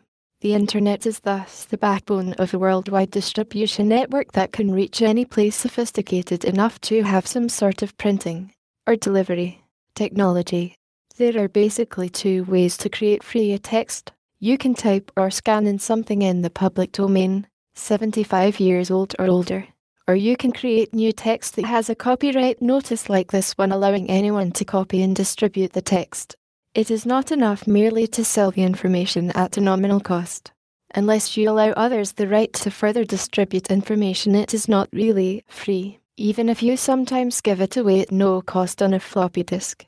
In fact, the only *free religious literature, and typing even this in was quite an accomplishment, consists of the _King James Bible, without apocrypha, the _Quran the _Nicene Creed, the _Book of Mormon and related texts, the Bible in Hebrew, and the _Kame Sutra. Certainly the various denominations should consider releasing their basic liturgical texts and a selection of their religious literature in free text form. Modern versions of the Bible are a problem because of copyright restrictions. It would certainly be a boon for some organization to make a modern version free, in the sense that anyone could copy and distribute it. Advanced techniques less than Chapter 18 more than research methods Basic navigation methods. The Internet is certainly a vast place. For the beginner, or for the experienced user who wants to do more than check an occasional bibliographic cross-reference to an FTP site, a navigation tool is almost essential. The three most common navigation tools are discussed here. They represent three different approaches to strategy: target constituency, target materials, and user interface, the part of the program that you see. The three services are known as Gopher, the WID Area Information Service, Waze, Prawn, Waze, and the World Wide Web, WWW or W3. All three services are based on client-server technology. To make information available to others, you need special software called a server. The user then uses a client program to access the information. Clients are often free. They are written by whoever funded the initial project or by volunteer hackers. The catch to using a client is that you have to have a direct usually expensive, connection to the Internet. This is the main reason that a SLIP connection will become more and more important. It fools the net into thinking that you have a direct connection without the expense of hooking your computer to a local area network and then to the Internet. You can use a client program on your own home or office computer if you have a SLIP connection. Even if you don't yet have a SLIP connection, they're still a bit experimental. You can use the services listed here. As of this writing, all three services allow free access to a client for demonstration purposes. There are a number of telnet addresses where you can try out these navigation tools. I expect that, as the traffic on the network increases, these public access sites will close down. But by then communications programs will routinely include SLIP and probably some version of the major clients as well. One word of caution: all the services here are built on top of Telnet and FTP. They just provide a different and perhaps more useful way of making Internet connections. Thus, the same service may appear in several guises, depending on the tool you use to connect to it. There are also gateways that let you access one service from the other, but often at a price in terms of usability. Since the software may not tell you that you're looking at, say, a Gopher-based service via www, you may have to try all three services to find the one that makes the most reliable connection. Another factor to consider is that unless you have a direct or SLIP connection, you will be limited to using a command line interface. You will not experience the real power of, at least, WWW or WAIS. Nevertheless, they are useful. In general, a beginner should use Gopher first, then play with the other two services to see if they are useful to you. The main problem you will have is getting the information you find. If you do not have the client program, this is difficult. You could cut and paste the information from your screen or use your communications program's buffer to store it. WAIS will send you the results of your search by email. Often, You will have to resort to FTP to fetch the information once you have located it, if you can figure out where you are. One of my criticisms of search tools like Gopher or WAIS is that they often give you a very poor indication of where the information you found is physically located. This is especially true of the publicly accessible versions. Less than section 18.1 more than Gopher. Gopher was created by two students, XX and XX, at the University of Minnesota. It provides a menu-like view of that part of the internet where Gopher servers are found. Gopher Space. Gopher has spread to many universities. You can search student directories and campus calendars, as well as the usual internet resources. It is by far the easiest way to explore the net without entering numerous FTP and telnet commands. Since Gopher is the oldest and most decentralized of the services, it provides the most extensive access to useful services. Online library catalogs, the Project Gutenberg Library, FTP archives, and numerous exits to telnet. The telnet access to demonstration Gopher systems, and through them to Gopher servers on any campus, is through xxx.xxx.xxx. Students will of course want to use Gopher directly from their school system. Try typing Gopher at any prompt. Less than section 18.2 more than wide area information services, WAIS. WAIS was developed in a very different environment from Gopher. It was developed by a joint collaboration of Thinking Machines, Incorporated, Artificial Intelligence Technology, Dow Jones News Retrieval, Information Systems, and Apple Computer User Interface. Its ability to find information given a plain English description of what you want, hey, find everything on personal computers and health, is truly mind-boggling. It returns a list of hits, together with the likelihood that it contains what you wanted. It can also look for documents that are something like a sample document. The user interface is a pleasure to use, but requires a direct RSLIP connection to the internet. The line-oriented version that is publicly available is a pale imitation of the real thing. WAIS' strength is its ability to retrieve information from almost any source, not just FTP sites. A list of all WAIS sources is maintained in a directory of directories, available at think.com. You import a set of instructions on how to access a given information server to create your own personalized list of sources. This service is probably the one of greatest interest to business, i.e., non-academic and non-library users. To try out WAIS, telnetthink.com and log in this way.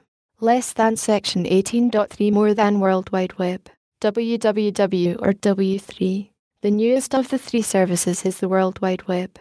It was created at the European Centre for High Energy Physics, CERN.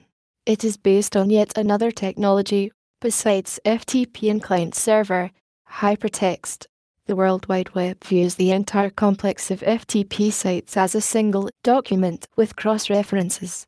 A www server lets you read that document and jump to any cross-reference that you find, hence the term hypertext. The result is rather like a menu-driven system, but, at least in the graphical interface versions, you stay inside the familiar context of a text editor. If you can imagine clicking on a cross-reference and having your text editor fetch the document from an FTP site, you will get the idea.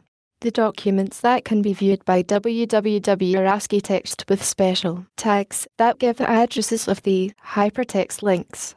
The tags use the syntax of the Standard Generalized Markup Language, SGML. SGML is a language used by scholars to mark text for academic research. The www vision of the Library of the Future is a collection of documents spread all over the world, the whole of which can be looked at starting from any one of them. Sort of like having the whole world on your desktop.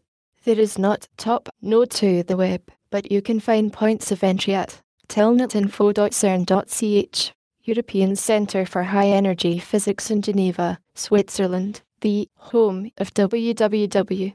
Less than section 18.4 more than summary of navigation tools. To summarize, here are the three systems discussed, together with their underlying technology and constituency: Gopher, Simple FTP and Telnet, Campus Info WAIS, artificial intelligence searches, business World Wide Web, hypertext and HTML markup, AC.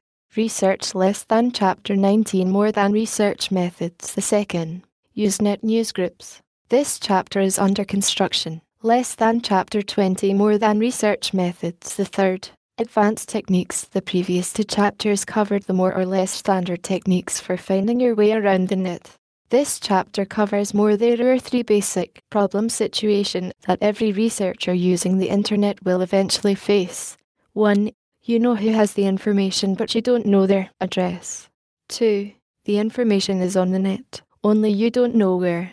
3.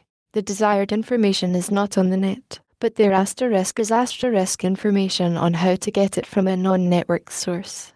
The methods described in this chapter are more tentative than in the preceding two chapters. They don't always work. Less than Section 20.1 more than finding persons and computers. There are a couple of standard methods for checking and verifying email addresses. %ping rtfm.mit.edu. Remember that % is the prompt the computer gives you. Your system prompt may look different. You should get back a message saying rtfm.mit.edu is alive or something like that. Many machines support a command called slookup that will return the dotted decimal address given the name of the machine. %slookup rtfm.mit.edu returns xxx as the dotted decimal address. If you can guess the name of person or institution, this is not hard. Then you can try to see if you have a valid address by fingering your intended victim. %finger pdq@hoople.usn.edu if the system supports the finger feature, and many don't. You can try any number of guesses or permutations. If you succeed, you can find out lots of information about the person, their telephone number, when they last logged on, when they last read their mail, what department they work in, etc. Many systems allow you to leave a file called .plan. Note the initial dot that contains further contact information. Good guesses for names. O last name. Back. O last name with one or more initials. Back. O3 or more initials. PDQB. O nicknames. Cute handles, etc. Fluffy Commerborn. O work ID numbers. Back 2378 at bigblay.com. Your last resort is a search program called NetFind. It lets you find a machine or person by keyword. If you know your target is at USND, you can try the keywords PDQ, USNT, EDU and find PDQ at hoople.usn.edu. Note that you often have to guess the domain, but this should not be hard. You can also search with PDQ, University of Southern North Dakota, EDU, if USND is not sufficiently obvious. City and state names work, too. Try it. The main shortcomings of NetFind are 1. It often fails if the target computer does not support the finger command, and 2. It only works in the internet, not BitNet or other mail systems. To use NetFind, you have to telnet to any of several standard locations and log in as NetFind. If one server is busy, it should give you a list of alternate servers to try. Detailed information on how to find someone on the net is given in the Usenet FAQ, ftp/rtfm.mit.edu/xxxx. This FAQ is oriented towards helping university students who flood the networks every fall looking for the email addresses of their friends. Less than Section 20.2 more than finding information in software. By far the easiest way to if you do not have internet access. Then you will have to use FTP by email. Use the Archie by email archive server first to find your target. Finding information in software. Usenet News FAQ archives Archie. Less than Section 20.3 more than finding references to paper documents. This is the last resort. Right. Most information is still in paper, although the high cost of paper will mean that less and less is available this way. 1. Use the internet to access bibliographic databases, especially library catalogs. 2. Use a document retrieval service like the provided by the Colorado Alliance of Research Libraries, CARL. 3. Try to get someone to send you a Xerox or fax.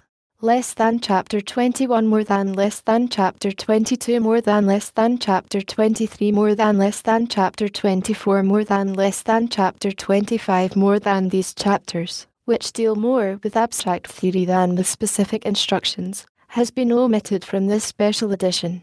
Resources. The main resources on the internet are to be found on the net itself, especially the Usenet News and its many facts, including the dial and Nextpad listings and various internet resource guides. The resources provided here are second best. Nevertheless, it was felt important to provide a few addresses and a few book titles for the neophyte to get started. The information in this section is a point of departure, not a conclusive summary. Less than chapter 26 more than the Internet Address Book. This chapter is under construction. Less than chapter 27 more than bibliography. Most of the books below do not contain a great deal of how-to information about connecting to the network. This course is intended to fill the gap, but they do tell you what to do once you're on. The first few, which are available by internet, are especially useful. They do make the network self-describing.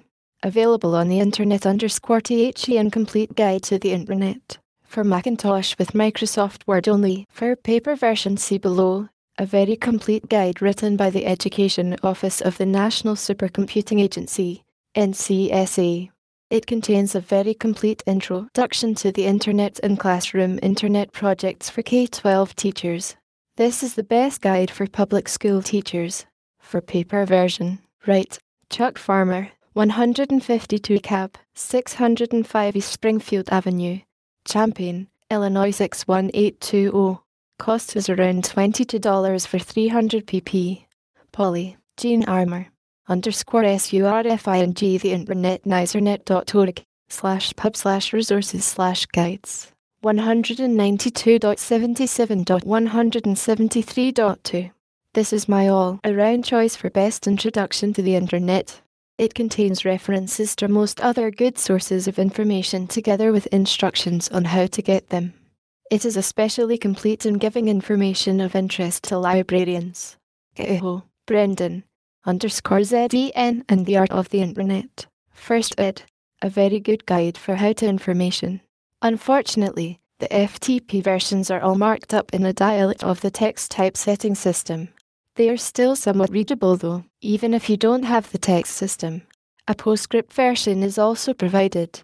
ftp.au.net/inet/doc 137.39.1.9 ftp.cs.toronto.edu/pub/zen 147.31.254.132 ftp.cs.widener.edu/pub/zen 147.31.254.132. Files are called Zen 1.0.r.z, Zen 1, 0.dvi, and Zen 1, 0.psftp.sura.net/pub/nic/Zen 1, 0.ps published works. Brendan, 1993. Zen and the Art of the Internet. A Beginner's Guide. Second ed. Englewood Cliffs, N.J. Prentice Hall. ISBN 0-13-010778-6. Index. Kroll, ed. 1992. The Whole Internet User's Guide and Catalogue. Sebastopol, CA. O'Reilly and Associates. ISBN 1-5659-025-2. Lackway, Tracy, and Ryer, J.C. 1993. The Internet Companion. A Beginner's Guide to Global Networking. Reading, M.A. Addison Wesley. ISBN 0-201-622-46. Marine, April. 1992. Internet. Getting Started. Menlo Park, CA. SRI International. ISBN 0-944604153. Tennant, Roy, Ober, J. and Lipo, A.J. 1993. Crossing the Internet Threshold. An Instructional Handbook. Berkeley, CA. Library Solutions Press. ISBN 1-882208-013. Library Solutions Institute and Press. 2137 Oregon Street, Berkeley, California 94705. Voice 510/841-2636. Fax 510/841-2926. Less than chapter 28. More than glossary. This chapter is under construction. Computer hints for *really green 1. Turning on. Make sure the computer is plugged in and on. Is something on the screen? Can you hear a fan? Does anything happen when you type or move the mouse? Are lights lit or flashing? The screen may be frozen by a hold button. Look for a light labeled scroll lock or something similar. Try touching the upper left button on the keyboard. F1, escape, hold, break, whatever. If the computer is not on, look for a switch on back or a key labeled on or with a triangle on it. 2. Using a mouse. Determine whether you are looking at a character terminal or a window-oriented screen. If window-oriented, then moving the mouse should cause a pointer to appear and move around. Use this pointer to click on windows, buttons, etc. You click the mouse by pressing its button, leftmost one if there are 3. If you hold the mouse button down, you can grab things and drag them around. Clicking on windows makes them active, ready for commands, and brings them forward. 3. Modifier and function keys. Keys labeled Shift, Alt, Meta, Option, Command, Control are marked with certain funny symbols or modifier keys. They work like shift keys on a typewriter and can change the effect of typing a key or clicking a mouse button. Function keys, labeled F1, F2, etc. Do something immediately, like edit, move to the next page, or quit the program when you press them. The keys on the keypad, right-hand side, looks like a calculator pad. Act as function keys in some programs. 4. Pop-up menus and menu bars. If there is a string of words at the top of the screen, menu bar, touch one of the words with the pointer using the mouse and then hold down the mouse button. A menu should pop up. If you continue holding down the mouse button and drag down the menu, then let go. You will select one of the commands. If you don't want to activate the command, drag the pointer away from the commands, towards the middle of the screen, say, and let go. 5. Getting the computer's attention. No luck? Try hitting return or enter a few times. Look for keys labeled break or escape. Try Ctrl-C. Hold down the key labeled CTRL. It works like the shift key on a typewriter. And then press C, then let go of both keys. 6. Carriage return. Once the system is responding, you usually have to hit the carriage return key, marked with a hooked arrow or return, or enter, or CR, or new line, or else click the mouse leftmost button if there are 3, before anything permanent happens, like sending a command to the computer. An exception is in menu-driven systems which print a list of options and expect you to type a number or letter, like Y for yes, N for no. Sometimes answering a question with a carriage return gets you a default answer. The default is often indicated in brackets. Do you really want to quit? N. Hitting return here will not quit. 7. Delete key. If you make a typing mistake, there is a key in the upper right-hand corner labeled Del, Delete, Backspace, or with a backwards arrow or X on it that will erase what you typed. 8. Logging on. If you see a message like this, hello. Welcome to FooBar system. Authorized persons only.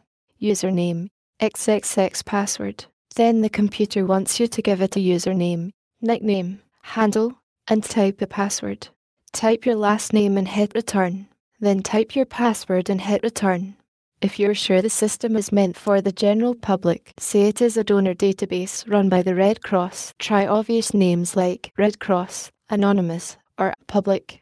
If the account is meant for general use, then 1. No password will be required, or 2. Any password at all will work, or 3. The password will be something easy like Red Cross, again, or donor or guest. 9. System prompts and help. If the computer prints a funny symbol, called a prompt, often it is a $sign, %sign, question mark, right angle bracket or some such, and sits there blinking at you, it is waiting for a command. Try help or to find out what is possible. Or try man intro. UNIX systems only. To read the online manual, there might be a help key or help command on a menu. 10. Text buffers. At some point you may be composing a message. You type the message, of course. You may or may not have to type return at the end of each line. Experiment with this. You can erase any mistakes with the delete key. See if the cursor, blinking marker that marks where you type, can be moved around with arrow keys or a mouse. If there is a mouse, you can select text by dragging across it. Hold down button, move mouse, release mouse. Once selected, a large block of text can be deleted with the delete key or moved by issuing the cut command. Look for a function key or command on the edit menu, and then the paste command.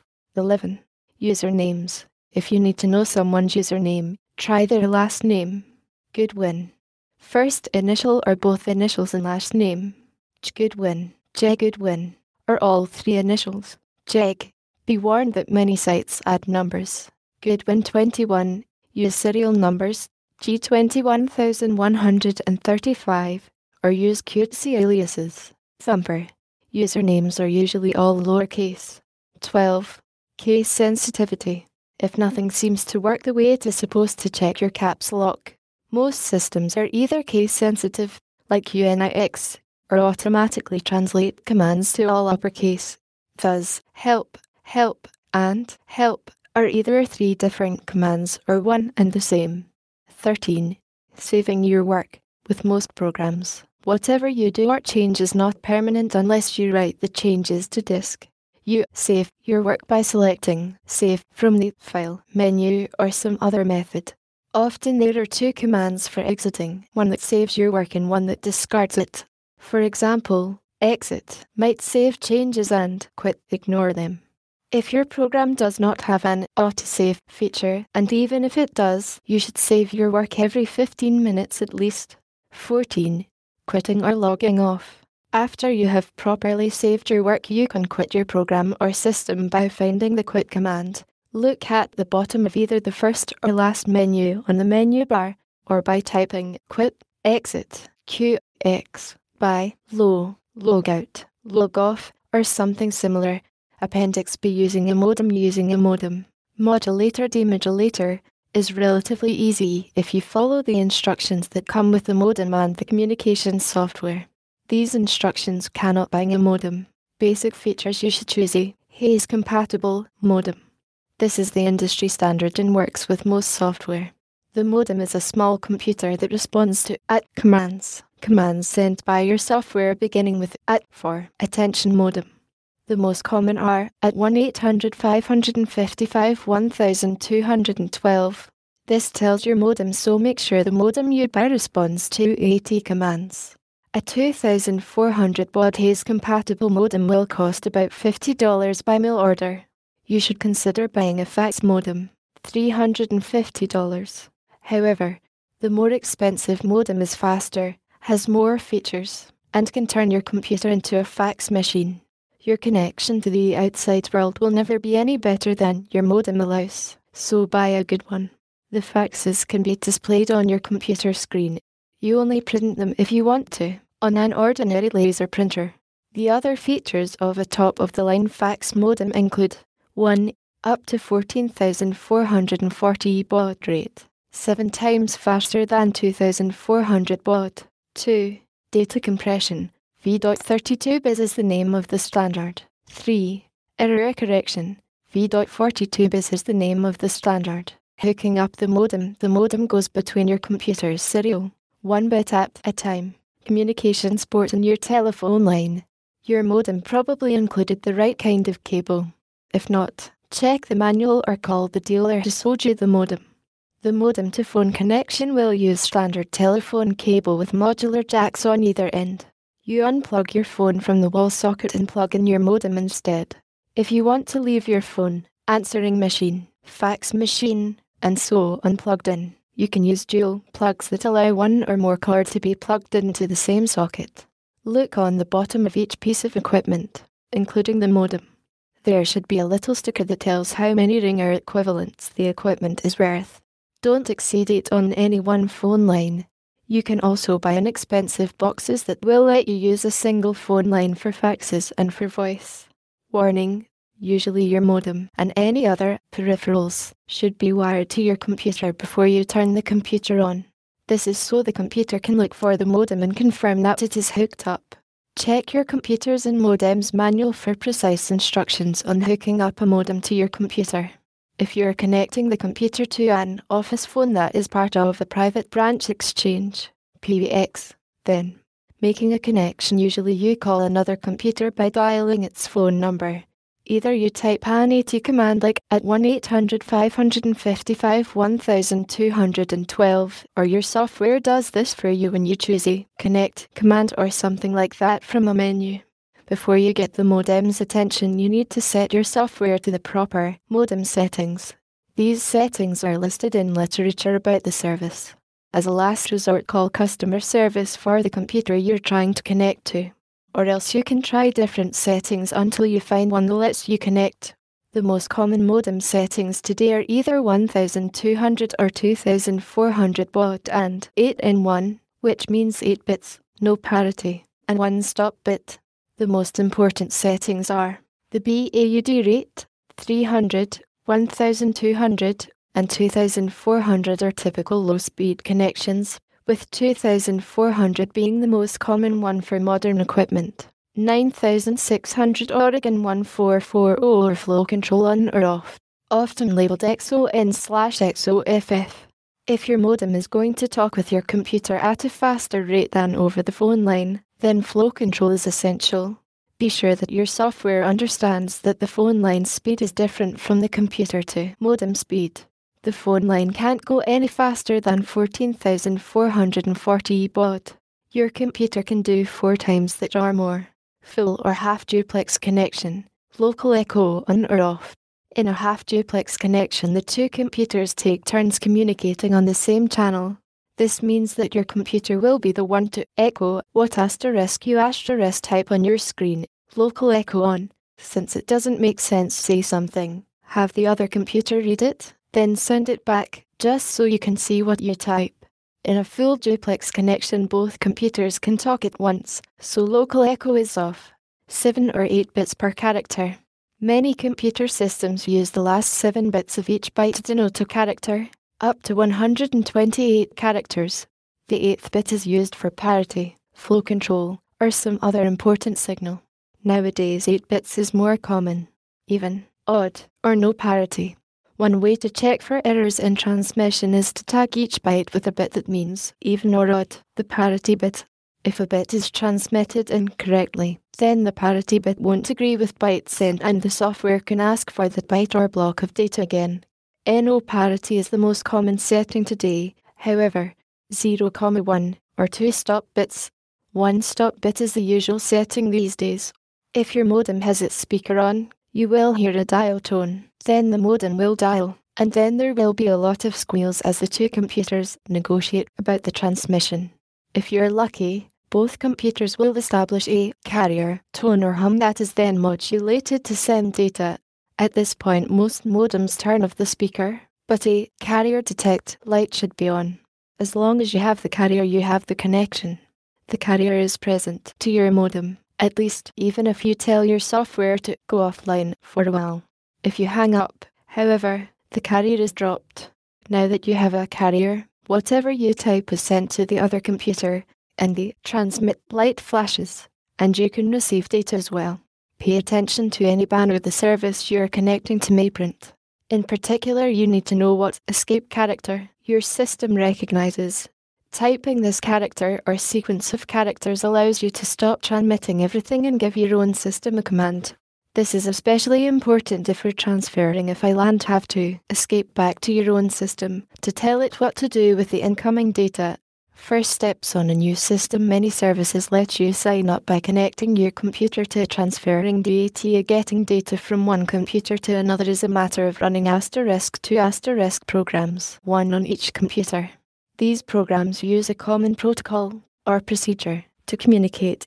The most common protocols are SMODEM, eModem, XModem, and Kermit, for UNIX systems and some others.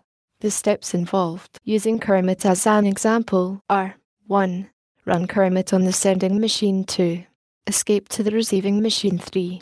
Run Kermit on the retrieving machine. 4. Wait for the transfer to finish. You will have to read your software manual for more specific instructions, unless you have a direct internet connection or SLIP connection.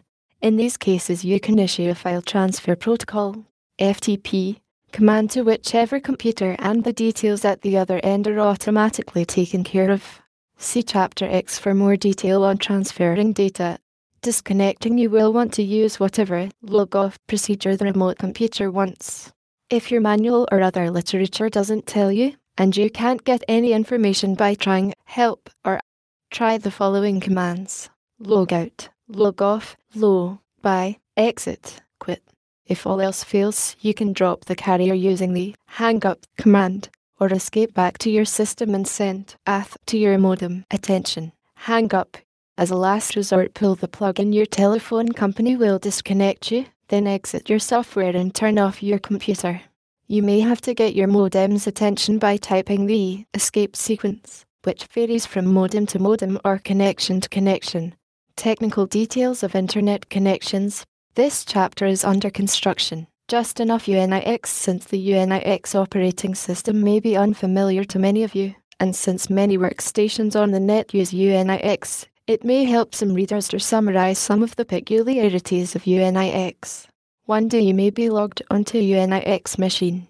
Nowadays, like many operating systems, UNIX hides behind a graphical user interface like the X Windows system.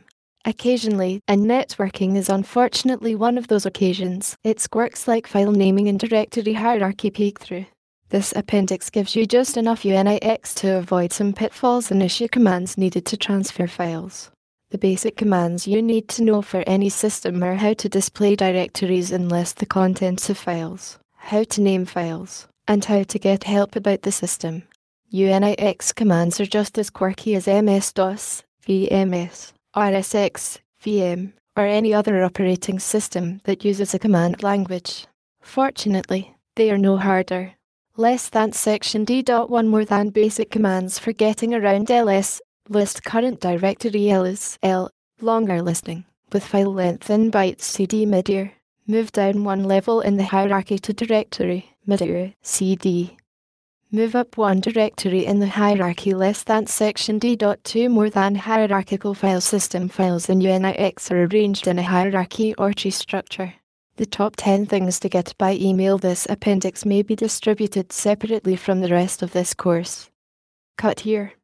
THE Free Lore Projects list of the top 10 things to get by email. Copyright C. 1993 by John East Goodwin. All rights reserved. You may make and distribute verbatim copies of this document for non-commercial purposes provided this notice is preserved on all such copies. This is a list of 10 fun and useful things you can get by electronic mail. In all cases, your request is handled by an automated system that sends the materials by return mail.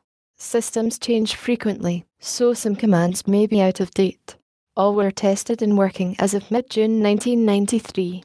A typical old-fashioned email system works like this: %mail more than send less than, or type help to find out what commands work more than 2. president@whitehouse.gov less than. This is an internet address, may look different on your system more than. cc vice.president@whitehouse.gov sub your stance on nuclear power. Enter message. When done, hit Ctrl-Z, Ctrl-C to quit. Dear Mr. President, I was disappointed to see that. Less than etc. Until you type CTRLZ more than message sent 23 hours 5 minutes and 44 seconds 14 June 1993. Mail more than exit. Modern automated mail servers expect your command in the body of the message, but some old-fashioned ones expect it as part of the subject line. I always tell if this is the case. In most cases you will get a response in a few minutes. For systems that wait to off-peak hours to send responses, you may have to wait a day. Here are some more hints. Most automated systems respond to the single command, help. People change their directory systems around every day, it seems. If the commands given don't work, try to locate what you want by Archie. See below. before requesting it by mail. The double quotes around some commands aren't part of the command itself, so don't type them. With that advice, here's the list. 10. The CPT Catalogue of Projects in Electronic Text supplies information about e-text archives for scholars. They have an online database. For detailed instructions, send the message. Connect govax.ac.georgetown.edu cdgbet projects in electronic text get cpat_USER_GUID to mail@dickrel.dic.com.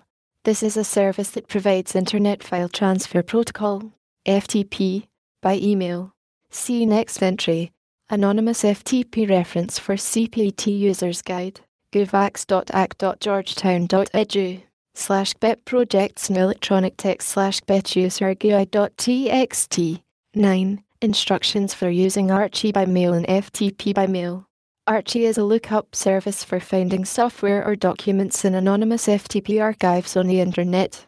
Anonymous FTP is a method for making materials on certain computers available to the public.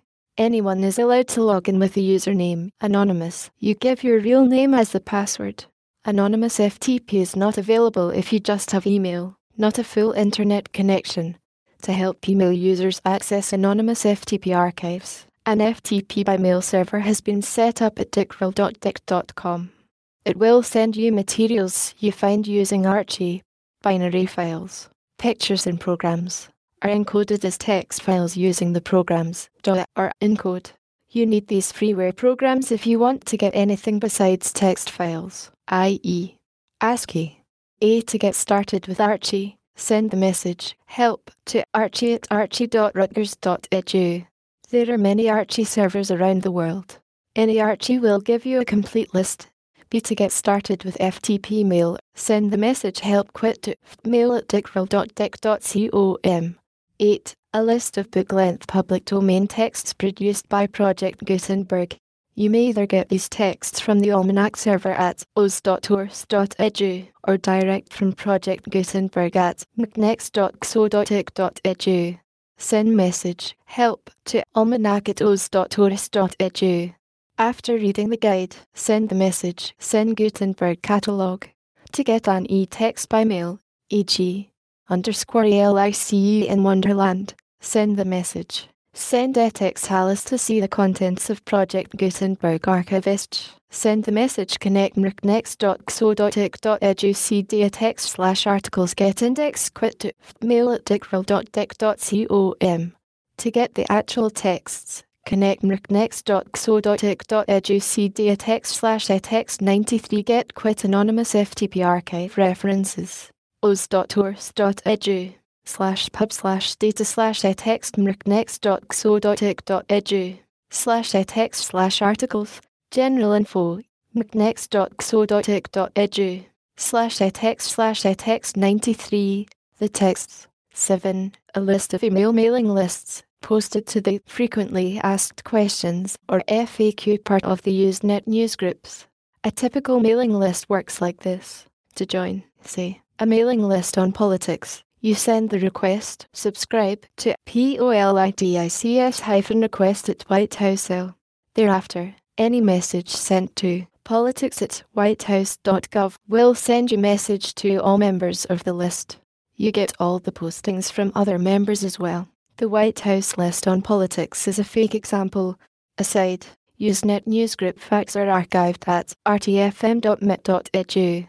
They cover every conceivable subject, but are especially good with computers. To access the archive by email, send the message help to mailserver@rtfm.mit.edu. For an index of materials available, send the message index. Here are the specific commands for getting the mailing lists. Send mail/mailing list/part 1 send mail/mailing list/part 2 send mail/mailing list/part 3 send mail/mailing list/part 4 send mail/mailing list/part 5 to mailserver@rtfm.mit.edu. Other good publications in the same location. A Guide to Social Newsgroups and MAILING_LISTS. Send social newsgroups/part 1 list of periodic informational postings. Send periodic postings/part 1. 6 parts. For a more complete list of facts, send the commands. Send usenet/news.answers/index. Send usenet/news.announce.new users/index. Anonymous FTP archive reference rtfm.mit.edu/pub/usenet by group/news.answers and rtfm.mit.edu/pub/usenet by group/news.announce.new users.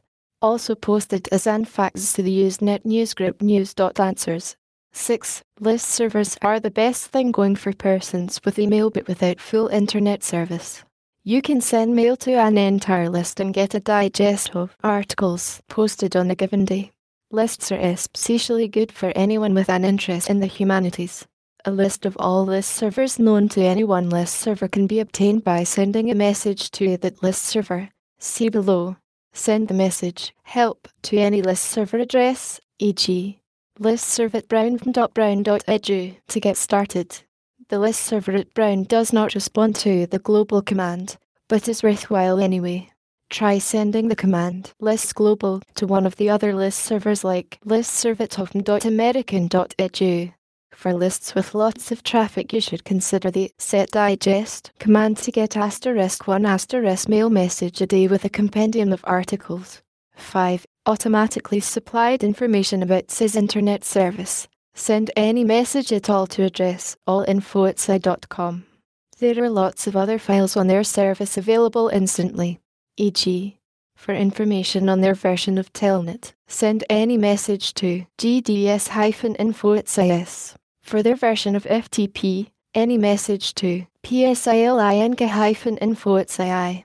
4. Scott Janoff's list of internet resources. At last count, there were 75 free things to do on the internet. Send the message. Send usenet/news.answers/internet services/fax. Send usenet/news.answers/internet services/list to mailserver@rtfm.mit.edu. Another method is to request the materials by delayed FTP with the message. Connect csd4.csd.uwm.edu cdpub get inet.services.txt quit to mail@dickrel.dic.com. It is also worth adding the line Get Inner Network Mail Guide to the above request for a file on send email between any two email systems. File is 22K.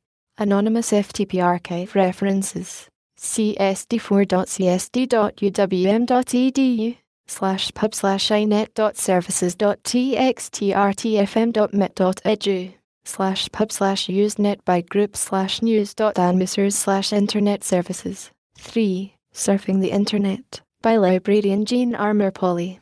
This must-have publication is still the best basic orientation to the Internet. The nearest thing to the how to use the library card catalogue speech that opened up that other world for us when we were kids.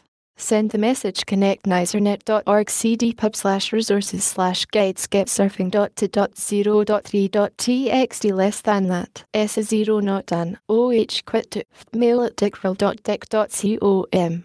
Other interesting files in the same directory are ftp.lis.internetnew.user.guide.feta.to.txtspek_on_nternet anonymous FTP archive reference nicernet.org/pub/resources/guides. 2. The Nixpub listing of public access UNIX systems, so you can read Usenet news. Send the message connect vfl.paramax.com cdpub/nixpub get long quit to mail@dickrel.dic.com. Anonymous FTP archive reference vfl.paramax.com:pub/nixpub/long. It is also posted as a FAQ, frequently asked questions, to the Usenet newsgroup alt.bbs. And the critic's choices. 1. The dial listing. A listing of dial-up methods of connecting to the internet for the general public. Send a message to info.dailyserver@netcom.com with the command send dial in the subject line. Alternatively, send the message send usenet/news.answers/dial to mailserver@rtfm.mit.edu. What this country needs is a good 50-cent education.